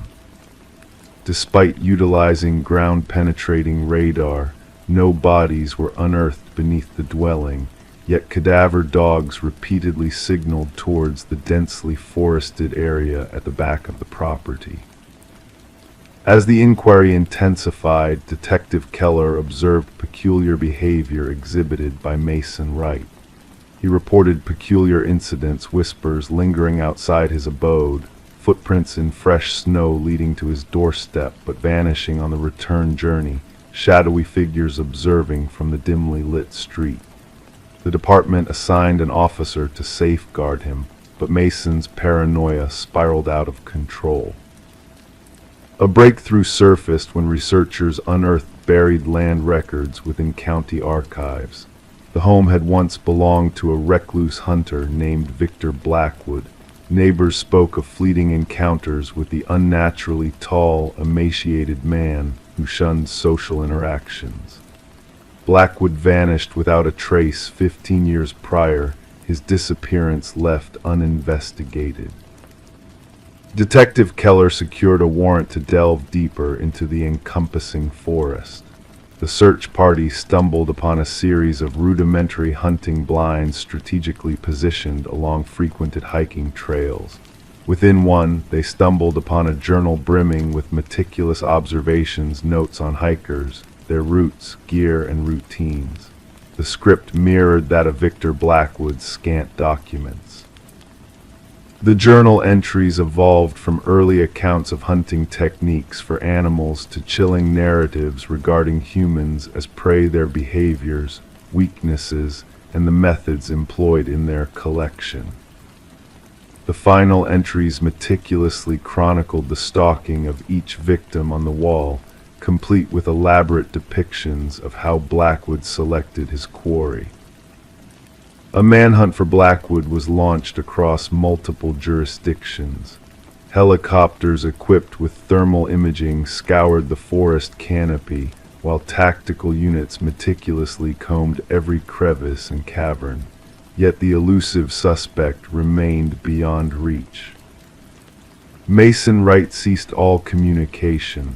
Officers dispatched to his dwelling discovered unlocked doors and vacant rooms. On the wall of his bedroom, freshly carved into the wood, stood a solitary phrase, "The hunter becomes the hunted." The search for Mason stretched on for weeks to no avail. However, during a secondary sweep of Blackwood's residence, forensic technicians unearthed a chilling secret. Concealed behind a false partition in the basement, they stumbled upon a small workshop housing woodworking tools, jars of wood preservatives, and a freshly carved piece of wood bearing a new name, a name yet to be affixed to the exterior wall. Detective Keller recognized the name in an instant. It belonged to the chief forensic technician who had processed the house during the initial investigation. The technician had called in sick that morning and was unreachable by phone. Authorities established an unbroken surveillance perimeter around the residence. Cameras scrutinized every approach, while motion sensors stood vigilant for any incursions. The trap was set. 3 nights hence, sensors sounded an alarm. Security footage captured a figure emerging from the forest, a figure impossibly tall and gaunt, moving with an eerie grace. The figure advanced directly towards the house, seemingly unperturbed by the surveillance. As tactical teams closed in, the cameras briefly lost feed. Upon restoration, the figure had vanished without a trace. To this day, the house remains under constant watch. Mason Wright and the forensic technician were never located. The investigation persists, drawing fresh resources as similar vanishings are reported in wooded locales. The names etched on the wall have become a macabre legend among law enforcement circles. Some officers refuse to utter them aloud, while others steer clear of the case entirely. And local hikers now skirt wide around the house, fearful that merely speaking of it might somehow consign their names to that dreadful list, the list no one dares to invoke. Story 16. The parcel arrived without a return label or a tracking number, just a plain cardboard box, slightly damp from the morning dew. It wasn't intended for her. Her address was correct, but the name was a stranger's. She ought to have ignored it, left it untouched on the porch, yet curiosity beckoned. Sarah Miller succumbed and peeled off the tape, anticipating books, clothing, something innocuous. Instead, nestled inside was a VHS tape, accompanied by a solitary sticky note, "Watch alone." Sarah cradled the black plastic cassette in her hands, sensing an unusual weight to it, as if burdened with the weight of forbidden secrets. Her fingertips traced the worn edges, feeling the imperfections etched into the plastic casing. The handwritten note bore the marks of urgency, each stroke pressed firmly onto the paper. In the backdrop of her suburban neighborhood, the usual sounds played out: a distant dog's bark, children's laughter, the drone of a lawnmower. Life carried on, oblivious to the mysterious delivery. Bringing the package inside, Sarah placed it on her kitchen counter, uncertainty clouding her thoughts. The name Daniel Whitaker held no significance to her. Having resided in the house for almost 4 years, she had never received mail for anyone by that name. The previous occupants, the Johnsons, had been elderly and had long since moved away to be closer to family. Curiosity warred with unease as Sarah eyed her VCR, a relic of the past that she kept for sentimental reasons. There was something about the tape that intrigued her, an enigma shrouded in worn black plastic. Against her instincts, she slid the tape into the machine. Static crackled on the screen initially, gradually sharpening into focus. A dimly lit room materialized, illuminated by a single lamp. The camera angle was askew, suggesting haste. A man sat in a wooden chair, his features obscured by shadows at first. "My name is Daniel Whitaker," the man's voice resonated, quiet yet resolute. "If you're watching this, someone has found you, which means they'll find me as well." Leaning in, he revealed a face etched with exhaustion and vigilance, deep, tired eyes, stubble covering his jaw, hair unkempt. "I swear I didn't do it. You have to believe me. They planted evidence against me, framed me for a crime I didn't commit." As the camera shook slightly, Daniel adjusted it, unveiling the sparse surroundings: a barren room with minimal furnishings, the temporary abode of a man ready to flee at a moment's notice. "They'll say we knew each other, that I had a motive, but it's all lies. I never laid eyes on Catherine Walsh until her death was broadcast on the news." His voice wavered. "They found my DNA at the crime scene, but I swear I'm innocent." Detective Eliza Ramirez scrutinized the identical VHS tape on her desk, the fifth one to surface. 5 tapes, 5 disparate recipients, all bearing Daniel Whitaker's desperate plea, a man officially accused in the murder of Catherine Walsh, a man who had vanished without a trace on the day her lifeless body was discovered. Initially, the Walsh case had seemed straightforward: an ambitious woman found strangled in her own home. No signs of forced entry, indications of a struggle. DNA evidence pointed unequivocally to Whitaker, whose fingerprints were on file from a past minor offense. Witnesses reported seeing a man matching his description near the victim's residence in the days leading up to the tragedy. The case was seemingly closed until the arrival of the mysterious tapes. "The tapes complicate matters," Detective Ramirez mused as she updated the case files. "Whitaker is either orchestrating an elaborate ruse or uncovering something far darker." Glancing at her evidence board, she pondered over photos of Catherine Walsh, smiling in happier times, and the grisly crime scene images too disturbing to linger on. Maps pinpointed the locations where the enigmatic packages had been delivered, with Daniel Whitaker's driver's license photo at the center, his eyes seeming to beseech her for understanding. The investigation took an unexpected turn when Ramirez unearthed Catherine Walsh's involvement in a whistleblowing case against PharmaCorp, a prominent pharmaceutical company with governmental ties. Walsh had stumbled upon discrepancies in their clinical trial data, proof that they had concealed severe side effects of a new drug on the brink of release. She was going to testify, a former colleague divulged to Ramirez, casting furtive glances around. Catherine had evidence, documents that exposed the executive's knowledge of the cover-up. The trial was imminent. The detective noticed peculiar inconsistencies surfacing. The DNA evidence seemed too meticulously placed, in locations incongruent with the crime. Witness statements appeared rehearsed, with identical phrases echoing across testimonies. Most disconcerting of all, security footage from nearby establishments inexplicably corrupted during the crucial time frame surrounding the murder. 3 days following the initial tape, Sarah Miller received a second package. This one held a trove of documents, clinical reports, internal memos, email transcripts, all from PharmaCorp, all bearing Catherine Walsh's digital signature. Each piece of evidence corroborated her claims. Detective Ramirez pivoted the investigation, reaching out to the other tape recipients, tracing Whitaker's breadcrumb trail.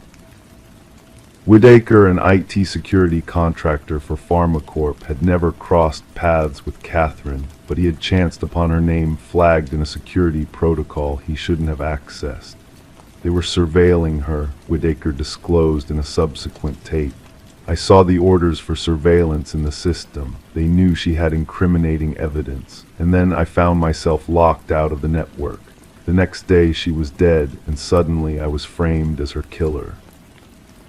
The breakthrough emerged when Sarah Miller discerned a crucial detail on her copy of the tape that had eluded others. A reflection in the window behind Whitaker hinted at a row of storage units. Collaborating with Detective Ramirez, they pinpointed the precise location. Inside Unit 217, they unearthed a treasure trove, Whitaker's journal detailing the conspiracy, Catherine's original files, and damning blueprints outlining Whitaker's framing, all inscribed in the hand of PharmaCorp's head of security, an ex-detective with access to evidence protocols. Justice wasn't swift or dramatic, but methodical, built on irrefutable evidence. 3 executives faced indictments. The head of security confessed, agreeing to testify against his superiors. The tainted drug was withdrawn from consideration. Daniel Whitaker emerged from his hideout, gaunt and haunted by his time as a fugitive. The charges against him were dropped, but the scars of suspicion lingered. Sarah Miller encountered him once more as he came to retrieve his tape. Standing on her porch where it all began, she posed the question that had haunted her. "Why me? Why send it to my address?" Whitaker regarded her wearily. "The algorithm chose you. I needed individuals with no ties to me or Catherine, people not under scrutiny. People who could still trust their instincts amidst the media frenzy branding me as guilty." The erstwhile suspect and the inadvertent witness shared a moment of silence, contemplating the thin boundary separating truth from manufactured deceit. Sarah broke the quietude. The erroneous address turned out to be exactly where it needed to be. The VHS tapes were catalogued as evidence, relics underscoring that truth often arrives in unanticipated parcels, bearing unfamiliar names, awaiting the curious souls willing to delve within. Story 17. Revelations often come to light during renovations. Hidden treasures, long-forgotten relics, pieces of the past waiting to be unearthed. For Sarah and Michael, it was a letter nestled beneath the floorboards of their newly acquired Victorian-era home. The paper, fragile with age, bore a cryptic message: "Don't trust the one who knocked." Before they could grasp the gravity of those words, a series of sharp knocks reverberated through the empty rooms, sending shivers down their spines. Eager to unravel the mystery, Detective Alina Reed arrived at the scene. With the floorboard still upturned, she delicately retrieved the ominous note, already tainted by the couple's touch. Their unease was palpable as they recounted the chilling sound that had preceded the discovery. Background checks on Sarah and Michael revealed no cause for suspicion, painting them as a normal, happy couple embarking on a new chapter in the old house's history. The house itself, however, held a darker narrative. Once belonging to the Hargrove family, its halls whispered tales of secrets long kept hidden. Franklin and Margaret Hargrove had been the last residents, their lives intertwined with shadows of the past. Franklin, a retired teacher with a penchant for woodworking, was said to have succumbed to paranoia in his later years, convinced of a looming threat watching his every move. As Detective Reed delved deeper into the Hargroves' history, she uncovered a tangled web of deceit and tragedy. Margaret's sister, in a rare moment of lucidity, whispered of a mysterious figure known only as the Collector, who had haunted their lives with his relentless knocking demands. Franklin's debts to this enigmatic man had cast a sinister shadow over the household, driving him to desperate measures to protect his family. Forensic analysis and old diaries painted a grim picture of betrayal and fear. Franklin's confrontation with the elusive Collector had ended in violence, the house becoming a silent witness to a crime buried beneath its very foundation. The remains of Victor Mercer, the enigmatic lone shark who had vanished without a trace, were unearthed, bringing closure to a chapter of darkness that had haunted the house for decades.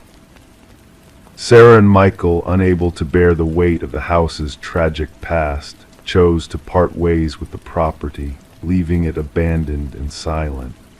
Whispers in the neighborhood spoke of eerie echoes in the night, of 3 distinct knocks that seemed to linger in the air. The note, preserved as evidence, served as a haunting reminder of the secrets that lay hidden within the walls. Detective Reed closed the case with a heavy heart, knowing that some mysteries defy resolution. The enigma of the Hargrove house would forever remain a ghostly presence in the minds of those who dared to uncover its secrets. In the quiet of the night, as the world slumbered, the house stood as a silent sentinel, guarding its dark history with a whispered warning, "Don't trust the one who knocked." Story 18, the aged box lay hidden under layers of clutter in the attic, a forgotten artifact left behind by the house's previous inhabitants. Within its confines rested faded Polaroids, capturing moments of joy and togetherness from birthdays and family gatherings, harmless memories, innocent snapshots, until she reached the final picture. It depicted her very own living room, the familiar couch, the familiar curtains, yet the family captured in the frame was not hers. And lurking in the background, barely perceptible in the dimness, stood a man in the hallway observing. Rebecca felt a shiver run down her spine as she scrutinized the photograph. Her fingers quivered slightly, causing the edges of the Polaroid to tremble. The family in the picture, a woman with honey blonde hair, a man with thick-rimmed glasses, and 2 children beamed at the camera, oblivious to the figure lingering in the shadows behind them. Their smiles frozen in time, blissful and unaware, while danger loomed nearby. She descended the creaking wooden stairs, carrying the photo in her hands. The house had always felt vast, empty since her arrival 4 months ago, but now it felt oppressive. Rebecca placed the photograph on the kitchen counter, studying it under the harsh fluorescent light. The resemblance was uncanny, the archway leading to the hallway, the unique crown molding, the bay window welcoming the morning sun. This was undeniably her home, yet these faces were strangers. The detective arrived clad in a worn leather jacket, a seasoned investigator named Morgan with eyes that missed nothing, meticulously examining the photograph. Running a gloved finger along the Polaroid's edge, he turned it over, revealing a blank back. "What do you know about the previous owners of this house, the Nelsons?" he inquired in a low, rumbling voice. "Very little," Rebecca confessed. "The sale was handled by a realtor, and they had already relocated out of state." Morgan nodded, his expression inscrutable. "May I borrow this? Our team might be able to identify the individuals in the photo." The investigation commenced discreetly. Rebecca uncovered that the Nelsons had acquired the house from a family named Crawford, who had resided there for 7 years before an abrupt departure. Prior to them, the Mornos had owned the property for almost a decade. Detective Morgan delved into property records, interviewed former neighbors, and pieced together a timeline of past occupants. A breakthrough emerged unexpectedly. A former mail carrier identified the family in the photograph as the Sutherlands. They lived in that house for about a year before vanishing without a trace, he affirmed. Mail piled up and everyone assumed they had moved quietly. 4 individuals vanished, no forwarding address, no sign of the children enrolling in new schools, their vehicles never found, bank accounts untouched, as though they had simply disappeared from existence. Forensic analysis dated the Polaroid to approximately 15 years earlier. The technician pointed out subtle details in the image, the unique arrangement of dust particles, the eerie stillness of the subjects. This was taken with a timer, she elucidated. Notice how they are all positioned meticulously. Someone set up the camera and swiftly took their place. But if the Sutherlands had set the camera themselves, who was the enigmatic figure in the hallway? Enhanced imaging unveiled more about the shadowy presence. Tall, male, clad in dark attire, his countenance obscured, yet his posture exuded a keen observation. Stationary, as if he belonged there, as though he had a rightful place within that house. Detective Morgan uncovered a pattern. Preceding the Sutherlands, another family had resided in the house for precisely 1 year before vanishing, and prior to them yet another. 5 families across 5 years, all disappearing without explanation, always after a year of residency. Rebecca had been in the house for 4 months. The investigation delved into historical building records. The house had been constructed by a renowned architect with an impeccable reputation, yet the project manager vanished near completion. His replacement, Samuel Whitfield, completed the construction. Police archives held a solitary photograph of Whitfield, a tall, lean man with hollow cheeks and piercing eyes. When digitally aged and compared to the figure in the Polaroid, the resemblance was unmistakable. However, Samuel Whitfield reportedly perished in a construction accident shortly after the house's completion. His body never recovered from the collapsed foundation of another building site. The focus shifted to the basement. Ground-penetrating radar detected anomalies beneath the concrete floor, inconsistencies in density that defied explanation. As the jackhammers breached the surface, a putrid odor wafted forth. Beneath layers of concrete and earth, they unearthed them. Not solely the Sutherlands, all of them, every missing family, preserved immaculately in the cool, dry soil. Among their belongings lay a camera, the very camera that had captured the Polaroid discovered in the attic, and numerous other photographs, each depicting a different family, smiling, oblivious to the lurking figure in the shadows. The house was cordoned off as a crime scene. Rebecca would never return. While investigators documented evidence, they stumbled upon a hidden crawl space in the attic, concealed behind a false wall. Within lay a small cot, photography equipment, and a journal brimming with meticulous observations of the past inhabitants. The final entry bore a date just 3 days prior. The new arrival is different. She uncovered my photograph prematurely. I must hasten my plans. Rebecca relocated to a hotel under police protection. One night, her slumber interrupted by a ringing phone. Answering, she was met with only the echo of breath, then a click followed by the mechanical whir of a Polaroid camera spitting out a photo. The investigation endures till this day. The house stands deserted, its windows shrouded in darkness, its mysteries yet to be fully unveiled. Samuel Whitfield remains elusive, his true identity uncertain. Some investigators speculate he perished long ago, while others argue he simply moved on to a fresh location, a new persona, a new abode. And somewhere in a dim chamber, photographs develop new families, new residences, new watchers in the shadows. The sole certainty is that those pursuing the truth about the man in the photograph are now under surveillance themselves. Story 19. The inn stood there, a relic of the past, a haven for those passing through for just a night. The receptionist passed her the key with a peculiar gaze. Just avoid the final door on the left, he whispered, his words hanging in the air like a hushed secret. Intrigue tugged at her, beckoning her to explore. That evening, amidst the hushed glow of the hallway, she found herself in front of it. The handle sent shivers down her spine, icy to the touch. The door appeared no different from its neighbors until she pressed her ear against it. From the other side, a breath, steady and mysterious. Detective Morgan Reed awoke groggily, stepping under the yellow tape marking the boundary of a crime scene. The scent hit her first metallic, acrid, a smell she knew too well. Blood had seeped into the floor, staining the carpet a deep, foreboding hue. The room held contradictions within its walls, pristine bathroom, untouched bed, and the haunting sight that lay between them. A young woman, lifeless on the ground, her golden locks splayed out like a halo.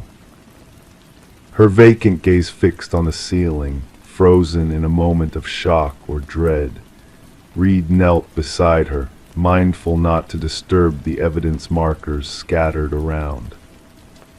"The third one this season," remarked the forensic expert, his tone devoid of emotion as he captured the scene through his lens. "Same calling card as before." Reed nodded in silent understanding. The victim adorned in elegant attire, a stark contrast to the rundown motel. A designer handbag lay open on the nightstand, contents undisturbed. This was no robbery, it was something more sinister. The motel manager lingered anxiously in the doorway, his face drained of color. She arrived alone. "Paid in cash, I never imagined." His voice wavered. The chambermaid discovered her during the routine cleaning. Reed surveyed the room once more. No signs of forced entry, no defensive wounds on the victim. She had let her assailant in willingly, or perhaps had known them already. Back at the precinct, Reed pinned up photographs on the board. 3 women resembling each other, all discovered in obscure motels off the beaten path. Speculations swirled in the press, rumors of a serial predator lurking in the shadows. "Autopsy results are in," announced Detective Hayes, dropping a file on Reed's desk. "Death by manual strangulation, no DNA under the victim's nails, no traces of assault." Reed furrowed her brow. "This is personal, not just a random act." Days merged into one another as the investigation deepened. Surveillance footage from the motel revealed nothing out of the ordinary. The victim, identified as Elaine Werner, a financial analyst, had no known adversaries. Her acquaintances described her as cautious, precise, not the type to willingly stay in such a place. A breakthrough arrived during Reed's interview with Werner's sister. She mentioned a man from work, the sister confessed, her hands trembling around her cup. "Someone she was secretive about. I think he was married." Reed leaned in. "Did she mention a name?" "Just C," the sister replied. The focus shifted to Werner's workplace. Colleagues portrayed her as reserved, professional.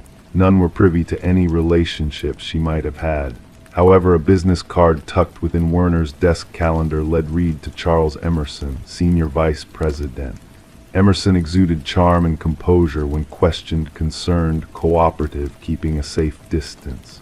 His alibi appeared airtight, dinner with his spouse and another couple, yet a flicker in his eyes unsettled Reed. "Did you have any personal ties with Elaine Werner?" she inquired casually. A fleeting expression crossed Emerson's face, barely perceptible, only professionally. A breakthrough came when partial fingerprints from Werner's handbag matched Emerson's. Confronted, his facade crumbled. "We had a relationship," he confessed, "but I ended it. She threatened to expose me to my wife." "Was that enough reason to end her life?" Reed probed. Emerson's demeanor hardened. "I never set foot in that motel." However, hotel records painted a different picture. A credit card transaction for the adjacent room paid for with a corporate card linked to Emerson's company. Inside that room, a hidden camera was discovered in the shared vent, evidence stacked against him. Fibers from Emerson's suit matched those found on Werner's body. His DNA lingered on a glass in her room. examination of his home computer unveiled recordings resembling the prior victims. The pattern emerged. Emerson targeted women resembling his wife in her youth. He lured them to designated motels, always selecting the room next to the last door on the left, a room equipped with surveillance gear. He filmed their encounters, then returned to erase the evidence, the women themselves. In the interrogation chamber, Emerson's facade shattered. "They threatened everything," he murmured. "My reputation, my marriage, my life." The trial unfolded swiftly, captivating the public's attention. Families of the victims watched as justice played out in the sterile courtroom. Emerson remained stoic, devoid of remorse, maintaining the mask that had shielded him in the corporate realm. A life sentence without parole was his fate. As he was led away, Reed caught his gaze. For a fleeting moment, she glimpsed beyond the facade a void where empathy should have resided. The case, dubbed The Door on the Left, became a topic of fascination for psychologists and true crime enthusiasts. Yet for Reed, it remained an enigma that lingered. Sometimes, wandering down hotel corridors, she found herself counting doors, pondering the mysteries concealed behind them. In the evidence vault, 3 identical motel keys reside, tagged and recorded. Tangible symbols that certain doors, once opened, can never be sealed shut again. Story 20. She cleared the mist from the mirror, gazing at her reflection. Everything seemed normal, her appearance unchanged, her attire familiar. Yet a sense of unease crept over her the longer she stared. A fleeting movement caught her eye, a flicker of something unfamiliar. Turning away, she expected her reflection to follow suit, but it remained motionless, observing her silently. Thus began the enigmatic saga of Rebecca Thorne, sparked by a disconcerting incident in her bathroom that would baffle investigators and cast a shadow over the community for years to come. Rebecca resided alone in a modest apartment nestled within a serene suburban enclave. Known for her meticulous nature and reserved demeanor, she maintained a polite distance from her neighbors while adhering to a structured routine. As a data analyst at a mid-sized firm, her days revolved around order and precision. No one could have foreseen that she would be thrust into the heart of one of the most enigmatic criminal puzzles of the era. Initially, the disturbances seemed trivial. Objects within Rebecca's abode appeared slightly rearranged, no items missing, just subtly shifted. A coffee mug relocated, books rearranged on the shelves, her toothbrush seemingly out of place. She attributed these anomalies to fatigue-induced lapses, the consequence of long hours spent engrossed in spreadsheets under harsh fluorescent lights. Detective Marion Shaw was first alerted to the situation when Rebecca, after enduring weeks of these disruptions, finally sought assistance from the authorities. The initial evaluation yielded no tangible evidence of criminal activity, leading some to speculate it might be more suited for mental health services. Shaw documented the complaint, but cataloged it among the stack of lesser priority cases, deeming it devoid of concrete proof, a mere sense of disquiet haunting a woman within her own home. The pivotal moment arrived with the enigmatic episode in front of her bathroom mirror. During her subsequent interaction with law enforcement, Rebecca vividly recounted the sensation of her reflection moving independently, the eerie feeling of being monitored even in solitude. This time, she presented evidence in the form of a self-installed security camera trained on her front door. The footage unveiled a revelation that sent shivers down the spines of even the most seasoned officers. The grainy video captured Rebecca leaving for work in the morning, followed 20 minutes later by an individual who bore an uncanny resemblance to her, using a key to gain entry into her abode. Forensic scrutiny of the recording detected no signs of tampering or digital manipulation. The mysterious figure moved with the precision of Rebecca, dressed in her likeness, even carrying her distinctive leather bag. Yet, according to the time-stamped footage from her workplace's security system, Rebecca had already swiped into her office building miles away. "We're dealing with a doppelganger scenario," Detective Shaw disclosed to her superior, someone who has meticulously studied Ms. Thorne and can imitate her with unsettling accuracy. As the investigation deepened, fingerprints throughout Rebecca's residence exclusively matched her own, devoid of any foreign DNA traces. Neighbors affirmed witnessing nothing amiss, merely Rebecca's routine comings and goings. One neighbor, Mrs. Keller, recounted a peculiar encounter when she greeted Rebecca upon her return home, receiving no acknowledgement, an occurrence she found unusual yet not alarming. Rebecca commenced documenting the peculiar incidents in a journal.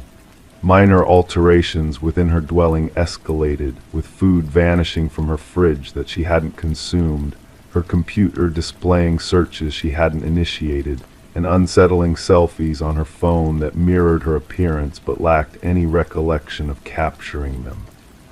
In some images, her countenance appeared subtly distorted, her smile too wide, her gaze too intense. "I fear my sanity is slipping," she confided to Detective Shaw during their subsequent meeting. "Or perhaps someone is orchestrating a facade to make me believe so." The breakthrough emerged when a discernible pattern surfaced in the security footage. The doppelganger exclusively infiltrated Rebecca's abode during her scheduled absences for specific appointments, therapy sessions, yoga classes, Sunday morning grocery runs, pre-planned activities with predictable durations. "Someone has an intimate knowledge of your routine," Shaw elucidated. "This is no random intrusion, but a targeted surveillance and infiltration." A forensic psychologist hypothesized a fixation motive at play, a fixation on assuming Rebecca's identity, living her life, and potentially supplanting her entirely. Though rare, such cases had been documented in psychological annals, where an individual undergoing a psychological rupture fixated on a target symbolizing qualities they yearned for: stability, beauty, success, normalcy. The focus narrowed when Rebecca mentioned a former colleague, Lily Winters, who had been terminated for displaying escalating erratic behavior. Lily had closely collaborated with Rebecca, often remarking on their shared traits. Post-dismissal, she had dispatched a series of disconcerting emails to Rebecca, one of which read, "We could be interchangeable. Sometimes I embody you more than you do." Subsequently obtaining a search warrant for Lily's residence, Detective Shaw and her team unearthed a chilling revelation that transmuted the case from mystifying to macabre. Within Lily's abode, a room had been reconfigured into a shrine-like replica of Rebecca's bedroom, adorned with a multitude of snapshots capturing Rebecca's every move: shopping trips, social gatherings, none taken with her knowledge. A closet harbored replicas of Rebecca's attire, while a vanity showcased makeup identical to Rebecca's preferred brands, accompanied by meticulous notes detailing her mannerisms, speech patterns, and daily routines. Most disconcerting were the practice videos depicting Lily mimicking Rebecca's gait, gestures, and expressions.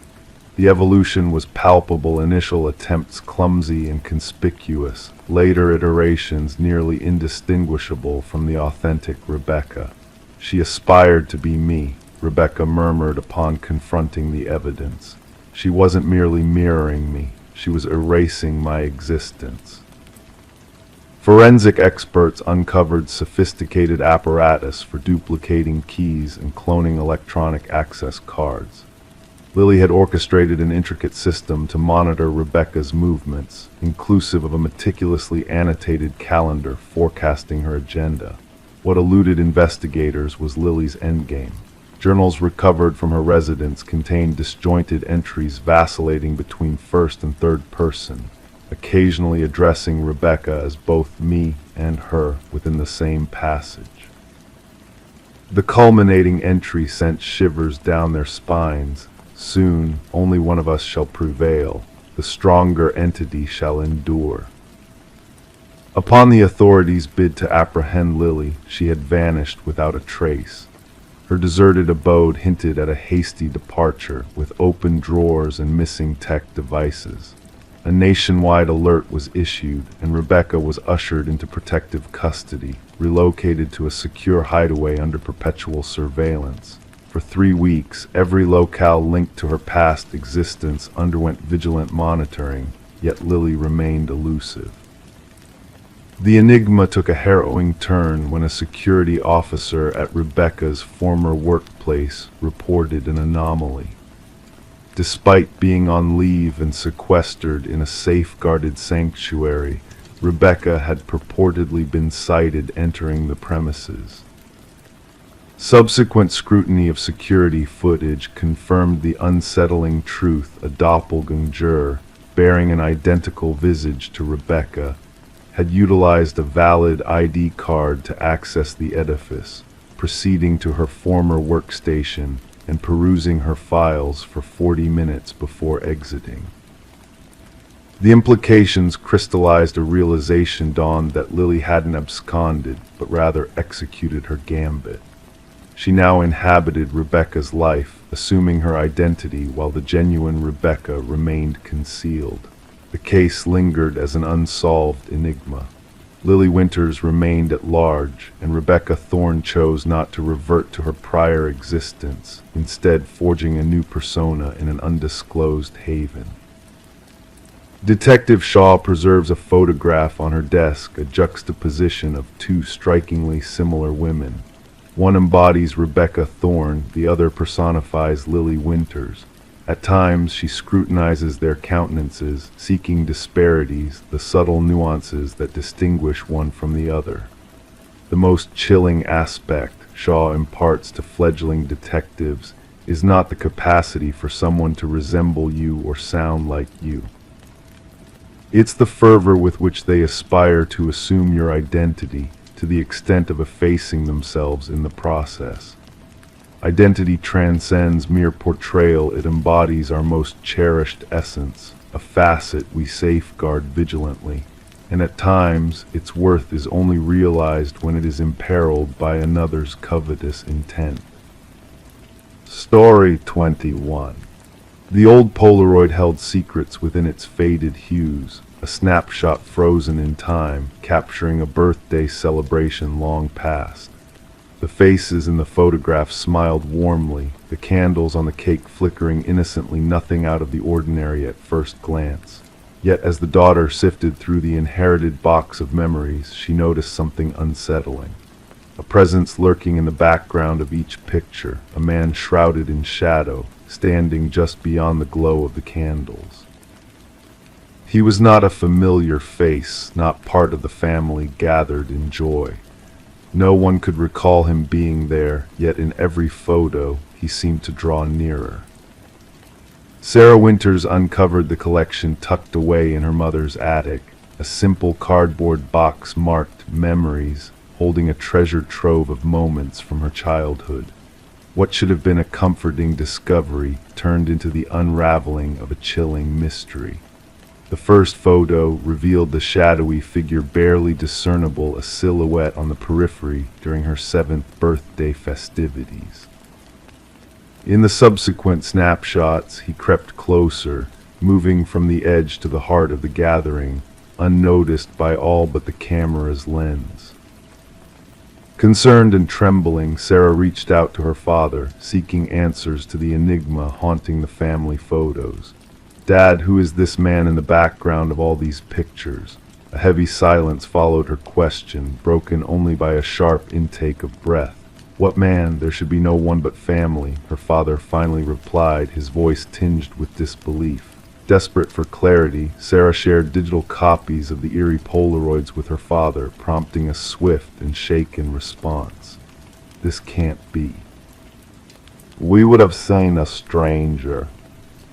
Detective Marcus Reed took up the case, his seasoned gaze meeting Sarah's troubled eyes as she laid out the unsettling evidence before him. Raindrops tapped against the window panes, casting dancing shadows in the dimly lit room of the precinct. Methodically, the detective examined each photo, his expression betraying a growing intrigue. No one recognized this individual, he probed, his voice a blend of curiosity and caution. No one, Sarah confirmed, arranging the photos to reveal the ominous progression of the mysterious figure through the captured moments. As the investigation unfolded, the chilling truth began to take shape. The shadowy presence, seemingly invisible to those present, moved with purposeful intent through the gatherings documented in the photos. Despite efforts to uncover his identity, the figure remained elusive, strategically obscured in each frame. A sense of practiced malevolence lingered in the details that emerged under scrutiny, hinting at a sinister past carefully concealed. The breakthrough came with the revelation of the figure's true identity through dental records, a connection to Robert Keller, a long-missing maintenance worker linked to unsolved child abductions from decades past. Keller had once worked at the very property where Sarah's birthday had taken place, holding keys to numerous rental locations frequented by families. The pieces of a dark puzzle fell into place as ties to cold cases of vanished children emerged, tracing a haunting trail of tragedy back to the shadow in the photographs. Sarah's world shifted as the investigation uncovered buried secrets and unearthed remains near the properties connected to Keller. The closure brought little solace, yet it offered a glimpse of justice long overdue. Alone in her apartment, surrounded by the haunting images that had unveiled hidden horrors, Sarah reflected on the weight of the revelations. The figure in the photos, once a spectral presence haunting her past, now stood exposed in the light of truth, his malevolent legacy laid bare. Gathering the photos that bore witness to decades of concealed terrors, Sarah placed them back in the box, a silent testament to the unseen dangers that lurk within the frames of memory. The shadows that move unseen through celebrations, leaving only whispers of their chilling presence behind a reminder that sometimes the most dangerous threats are those hidden in plain sight, captured in frozen moments of time. Story 22. The quiet suburban neighborhood where Sarah Miller lived, a mysterious occurrence set off a chain of events that would unravel the darkest depths of human depravity. It all began with a simple brass key delivered in a plain envelope with no return address. The key, weathered with time, arrived in Sarah's mailbox one ordinary morning. She couldn't shake the feeling that it held a secret she couldn't quite grasp. Despite her efforts to unlock every door in her home with the key, none yielded to its touch. Perplexed, Sarah placed the key on her coffee table, where the dusty old grandfather clock in the hallway suddenly let out a single, hollow chime, a sound that hadn't been heard in years, as the clock had long been broken. This strange turn of events prompted Sarah to contact the authorities, unsure of what to make of the enigmatic key. Initially met with skepticism, the responding officer took the key from Sarah, more to calm her nerves than out of genuine concern. Little did anyone know, this seemingly innocuous key would lead to the unveiling of a chilling criminal investigation that would shake the very foundations of the neighborhood. When Detective Robert Harmon took charge of the case, he sensed there was more to the key than met the eye. The brass key sat on his desk, a silent harbinger of unsettling truths waiting to be uncovered. Background checks on Sarah revealed a life devoid of criminal history, just a retired teacher with no apparent connections to anything sinister. Forensic analysis of the key and envelope yielded no new leads, only adding to the mystery surrounding its origin. It wasn't until Detective Harmon decided to delve deeper into the key's unique pattern that a chilling connection emerged. The key matched one from a cold case involving a storage unit filled with evidence of unspeakable crimes against women. As the investigation dug deeper, a web of sinister connections began to emerge. The key led the authorities to Harold Jenkins, a former neighbor of Sarah's and a man with a shadowy past. Jenkins, a ghost in the system, had meticulously covered his tracks, leaving behind only fragments of his existence. The search for Jenkins intensified, uncovering a hidden cabin that held a gruesome secret. Behind the cabin's walls lay a trove of keys, each one a grim reminder of lives lost to a monster hiding in plain sight. The revelation of additional victims sent shockwaves through the community as the manhunt for Jenkins expanded nationwide. Amidst the chaos and fear, a final confrontation loomed, culminating in Jenkins' tragic demise. His journal, a chilling testament to his crimes, revealed a twisted obsession with Sarah, a woman who had unwittingly become entangled in his dark fantasies. The aftermath of the case left a scar on the community, a stark reminder of the evil that can lurk behind a facade of normalcy. As researchers delved into Jenkins' psyche, searching for answers in his writings, the collection of brass keys sat in silence, a haunting reminder of the lives lost and the horrors uncovered. And though Sarah never returned to her home, forever changed by the brush with darkness, her story serves as a cautionary tale, a reminder that sometimes the most terrifying monsters are the ones that wear a mask of normalcy, hidden in plain sight, waiting to reveal their true nature. Story 23. In the quiet stillness of the night, a tale unfolded within the walls of a Victorian-era home that Michael and Sarah Klein had innocently purchased.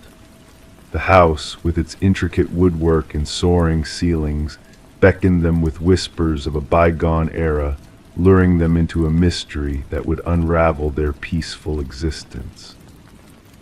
It began with a simple water stain in the master bedroom, a faint blemish on the floral wallpaper that caught Sarah's eye. As they peeled back the layers, they uncovered a hidden narrative etched in desperation, a name repeated over and over, Eleanor Winters, in ink that seemed to pulse with a haunting energy. Who was Eleanor Winters, they wondered, as the walls whispered secrets of a past long forgotten. Their search led them down a winding path of discovery, each revelation pulling them deeper into a web of intrigue and uncertainty. The woman who had sold them the house, Margaret Cavendish, bore a striking resemblance to the missing Eleanor Winters from decades past. A missing persons case, frozen in time, intersected with their present reality, blurring the lines between past and present. Their home, once a sanctuary, transformed into a labyrinth of unanswered questions and restless spirits. Sarah's determination to unearth the truth drove them to delve into the shadows of the past, to peel back the layers of deceit and deception that shrouded the house in a cloak of mystery. The retired detective's voice crackled over the phone, recounting the cold case of Eleanor Winters, the vanished woman who had left behind echoes of her existence on the walls of the house. The discovery of hidden identities, of hidden spaces beneath floorboards, revealed a truth more chilling than they could have imagined. Rebecca Eldridge, a troubled soul consumed by the shadows of her fractured mind, had woven a tapestry of deceit and delusion, assuming the identity of Eleanor to escape the confines of her own reality. The walls bore witness to her descent into madness, her desperate attempts to hold onto a semblance of truth amidst a sea of lies. As forensic teams unearthed long-buried secrets from the backyard, the truth emerged from the depths of darkness. Eleanor Winters, the missing woman of yesteryears, found her final resting place beneath the garden, her story entwined with that of Rebecca Eldridge, the enigmatic figure who had slipped through the cracks of sanity. The house, once a haven, now stood as a monument to tragedy and betrayal, a testament to the fragile line between reality and illusion. Michael and Sarah, unwitting players in a drama they could never have foreseen, watched as the walls themselves whispered of the horrors that lay hidden within. And as the night enveloped them in its soothing embrace, the house settled into a hushed slumber, the echoes of the past fading into the gentle cadence of their breaths, a reminder that even in the darkest of nights, there is solace to be found in the arms of sleep. Story 24, The Enigmatic Doll. In the attic of their newly acquired Victorian house, Sarah and Michael stumbled upon a hidden treasure, a porcelain doll with painted blue eyes that seemed to hold secrets of a bygone era. Unfamiliar with its origin, they brushed it off as just another forgotten relic from the past, a mere antique with no significance. Little did they know that this encounter would set off a chain of mysterious events that would blur the lines between reality and the supernatural. As night descended and they retired to their bed, an inexplicable unease settled in the air. The once soothing silence now felt heavy, pregnant with unknown whispers, and when dawn broke, the doll was no longer nestled in the quiet confines of the attic. Instead, it sat ominously at the foot of their bed, its presence a silent sentinel watching over them. Sarah and Michael, lured by the allure of the house's intricate woodwork and enigmatic charm, had unwittingly become entangled in a web of history steeped in darkness. Detective Rachel Winters, a seasoned investigator, was summoned to the scene on a crisp autumn morning where a chilling tableau awaited her. In the master bedroom, the female victim lay in a contorted pose, her eyes wide with fear, while the male victim seemed to have met his end in a desperate attempt to flee. The precision of their arrangement hinted at a macabre puppeteer orchestrating the scene, leaving Detective Winters to navigate a labyrinth of clues that defied logic. The investigation unveiled a tapestry of eerie accounts from neighbors, a shadow lurking behind closed curtains, the echo of childlike laughter reverberating through the empty halls in the dead of night. Forensic analysis yielded peculiar findings, microscopic fibers reminiscent of antique doll clothing, a spectral trail of porcelain dust leading from the attic to the master bedroom. Delving into the house's murky past, Detective Winters unearthed a haunting legacy of tragedy and unexplained deaths. A newspaper clipping hinted at a tormented doll maker whose final creation bore an uncanny resemblance to the doll that had resurfaced in Sarah and Michael's attic. Each victim shared a common thread: they had dared to tamper with the attic's space, unwittingly awakening dormant spirits bound to the house. A revelation from a distant relative of the doll maker shed light on his sinister practices, infusing his creations with fragments of human essence to bestow them with an eerie semblance of life. The line between myth and reality blurred as the investigation spiraled into the realm of the supernatural, leaving Detective Winters grappling with forces beyond her comprehension. The inexplicable disappearance of the doll from police custody, coupled with inexplicable lapses in memory and inexplicable disturbances, cast a shadow of uncertainty over the case.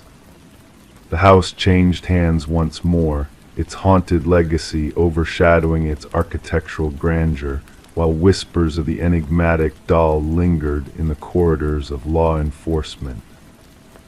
As Detective Winters bid farewell to a career fraught with enigmatic mysteries, she safeguarded a token of the past, a photograph of the doll maker and his eerie collection, a reminder of the inexplicable forces that lurked in the shadows. The new owners, wise to the house's dark secrets, chose to leave the attic undisturbed, a silent pact with the spirits that dwelled within. And so on nights cloaked in stillness, whispers of a child's laughter would drift through the neighborhood, a haunting melody that spoke of a past intertwined with the enigmatic doll that vanished into the mists of time, leaving behind a legacy of unsolved mysteries in a house that bore witness to secrets best left undisturbed. Story 25. The old house had sat empty for years, a silent witness to the passage of time. Whispers from the neighbors spoke of a young woman who had disappeared without a trace, leaving behind a mystery that lingered in the air like a ghostly echo. When the new tenants finally crossed the threshold, they were met with a sense of unease that seemed to seep from the very walls. The bedroom, long locked from the inside, held secrets within its dusty confines. As they forced the door open, a heavy stillness enveloped them, suffused with the weight of forgotten memories. The bed was neatly made, the mirror gleaming in the dim light. A single candle stood on the desk, its wax a frozen cascade of time slipping away. Amidst the quiet chaos of the room, a notebook lay open, its pages a silent testament to the young woman who had once called this place home. Detective Morgan, a figure of quiet determination, sifted through the notebook's delicate pages as forensic technicians combed the room for elusive clues. The handwriting belonged to Elise Winters, a name whispered in hushed tones by those who remembered her disappearance. Her words danced across the pages in meticulous strokes, a tale unraveling with each turn of the paper, and there, in the final entry, a chilling revelation etched in ink. I know he's watching me tonight. The detective's brow furrowed as he absorbed the weight of those words, the sense of impending danger that clung to them like a shroud. The room held its breath as if waiting for the truth to be unveiled, for justice to be served. The landlord, a spectral figure in the doorway, muttered of forgotten checks and missed details, his face a mask of pale uncertainty. Elise's life, once a tapestry of routine and purpose, now painted a portrait of fear and uncertainty in the days leading to her vanishing act. The room, a frozen tableau of a life interrupted, offered little solace in its silence. No signs of struggle, no crimson stains to mark the battleground of a lost soul, just the echo of a life lived in meticulous order, now scattered to the winds of fate. Amidst the shadows, a glimmer of hope, a hidden compartment unearthed beneath a loose floorboard, revealing secrets long buried in the darkness. A key, a flash drive, a trail of breadcrumbs leading to a truth too dark to fathom. The unraveling of a conspiracy, a web of deceit woven by powerful hands seeking to cloak their sins in the shadows of the night. The recording spoke of manipulated data, of lives sacrificed on the altar of corporate greed. And in the heart of the storm, a figure emerged from the shadows, a man of influence, of power and privilege, brought low by the relentless pursuit of justice. Vincent Harriman, his facade of innocence crumbling like sand through a broken hourglass. The hidden passage, a gateway to the truth, a path forged in darkness and deceit. The detective, a beacon of light in a sea of shadows, uncovered the final piece of the puzzle, a passage unseen, a path to redemption. In the end, justice prevailed, though the cost was high. The room that had held Elise's secrets now stood as a monument to her courage, her defiance in the face of overwhelming odds. The truth, a beacon of light in the darkness, shone bright in the night sky. The house, a silent sentinel of forgotten dreams, stood empty once more, a testament to the power of one woman's unwavering resolve. And in the stillness of the night, a flicker of light danced in the upstairs window, a ghostly reminder of a life cut short but never forgotten. Story 26. The apartment lay silent for months, a ghostly presence lingering within its walls. When the new tenants crossed the threshold, they carried with them no expectations, only a readiness to uncover the secrets hidden within. Dust danced in the air, settling on forgotten corners while memories whispered in the shadows. Yet one door stood resolute, refusing to yield to their curiosity. It was a closet, a mundane space locked from the inside, guarding its mysteries fiercely. With a determined push, the landlord broke the stubborn barrier, revealing not just old coats and trinkets, but a chilling truth etched into the very essence of the room. The walls bore witness to a silent struggle, deep gouges marking a desperate plea for escape. And in the dim corner, an ancient flip phone lay dormant, its screen glowing softly with a single unread message, a haunting echo of the past. Detective Morgan Shaw, a seasoned investigator with a keen eye for the unseen, stood within the room, feeling a shiver run down her spine. The scratches spoke volumes, not of violence or bloodshed, but of a battle against unseen forces, a fight for survival in the confines of darkness. "We need forensics now," she uttered to her partner, Officer Reed, who captured the eerie scene with his camera. As the room whispered its secrets, Shaw delved into the past of the apartment, seeking answers in the shadows that danced along the walls. The message on the forgotten phone held a weight of its own, a simple phrase that sent ripples of unease through the room.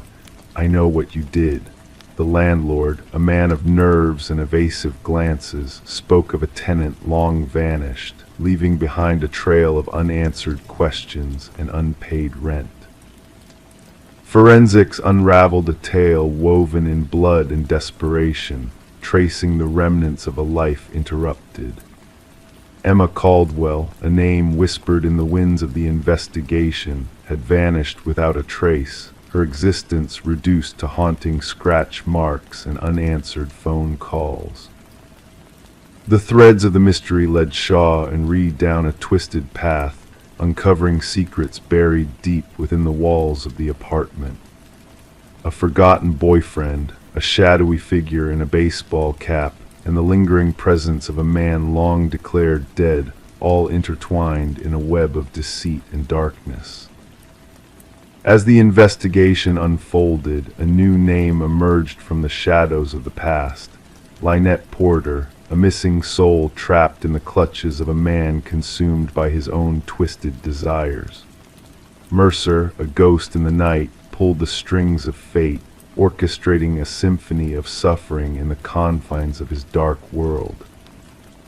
The truth, when unveiled, painted a portrait of horror and manipulation, a canvas stained with the blood of the innocent.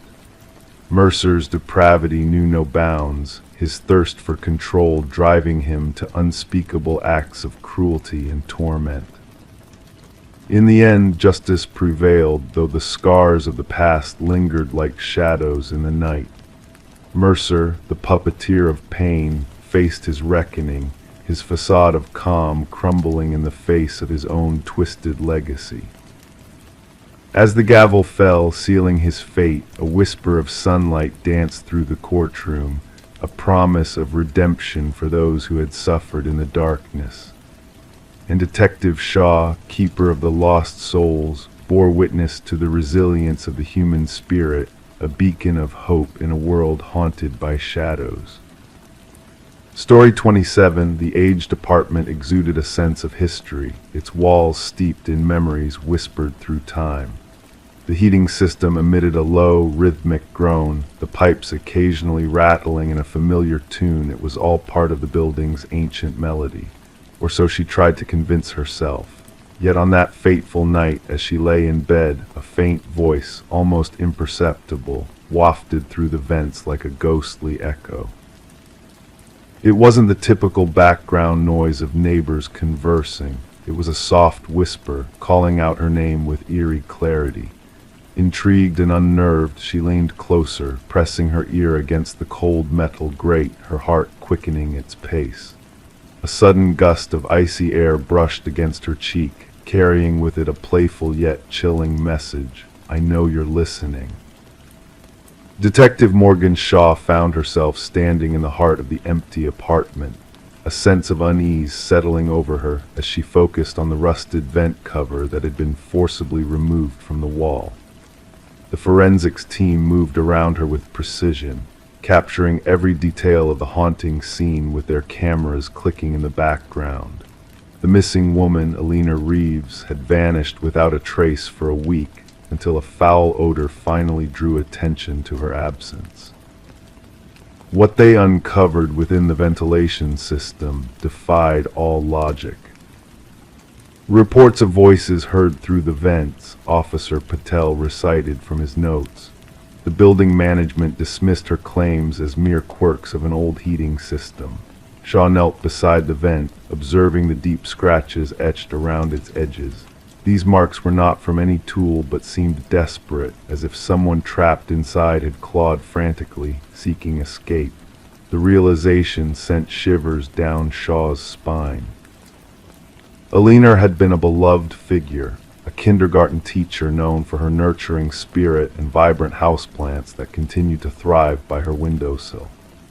Her sudden disappearance had left her students bewildered, her sister devastated. During the investigation, Alina's sister revealed how she had grown increasingly paranoid in the days leading up to her vanishing act, convinced that unseen eyes watched her every move, speaking to her through the very vents that now seemed to hold a sinister secret. As Shaw surveyed the apartment, new details emerged like shadows in the night. A meticulously made bed, a forgotten coffee mug in the sink, a chair positioned beneath the vent as though waiting for an unseen visitor to take a seat and listen. The forensic analysis uncovered startling evidence: fibers matching Alina's clothing, a mysterious fingerprint on the inside of the vent cover, and chilling audio recordings from Alina's own phone. Alone in her car, rain tapping against the windows like a somber melody, Shaw listened to Alina's trembling voice on the recordings, reaching out into the void, seeking validation from an unseen presence. The reply, barely audible yet laden with sinister intent, sent a shiver down Shaw's spine. Digging deeper into the building's history, Shaw unearthed a disturbing pattern. Tenants fleeing the premises, complaints of phantom noises in the walls, and eerie tales of voices beckoning from hidden depths. The building superintendent, Harold Weber, exhibited a calm fa de, dismissing any notion of the supernatural with a casual shrug.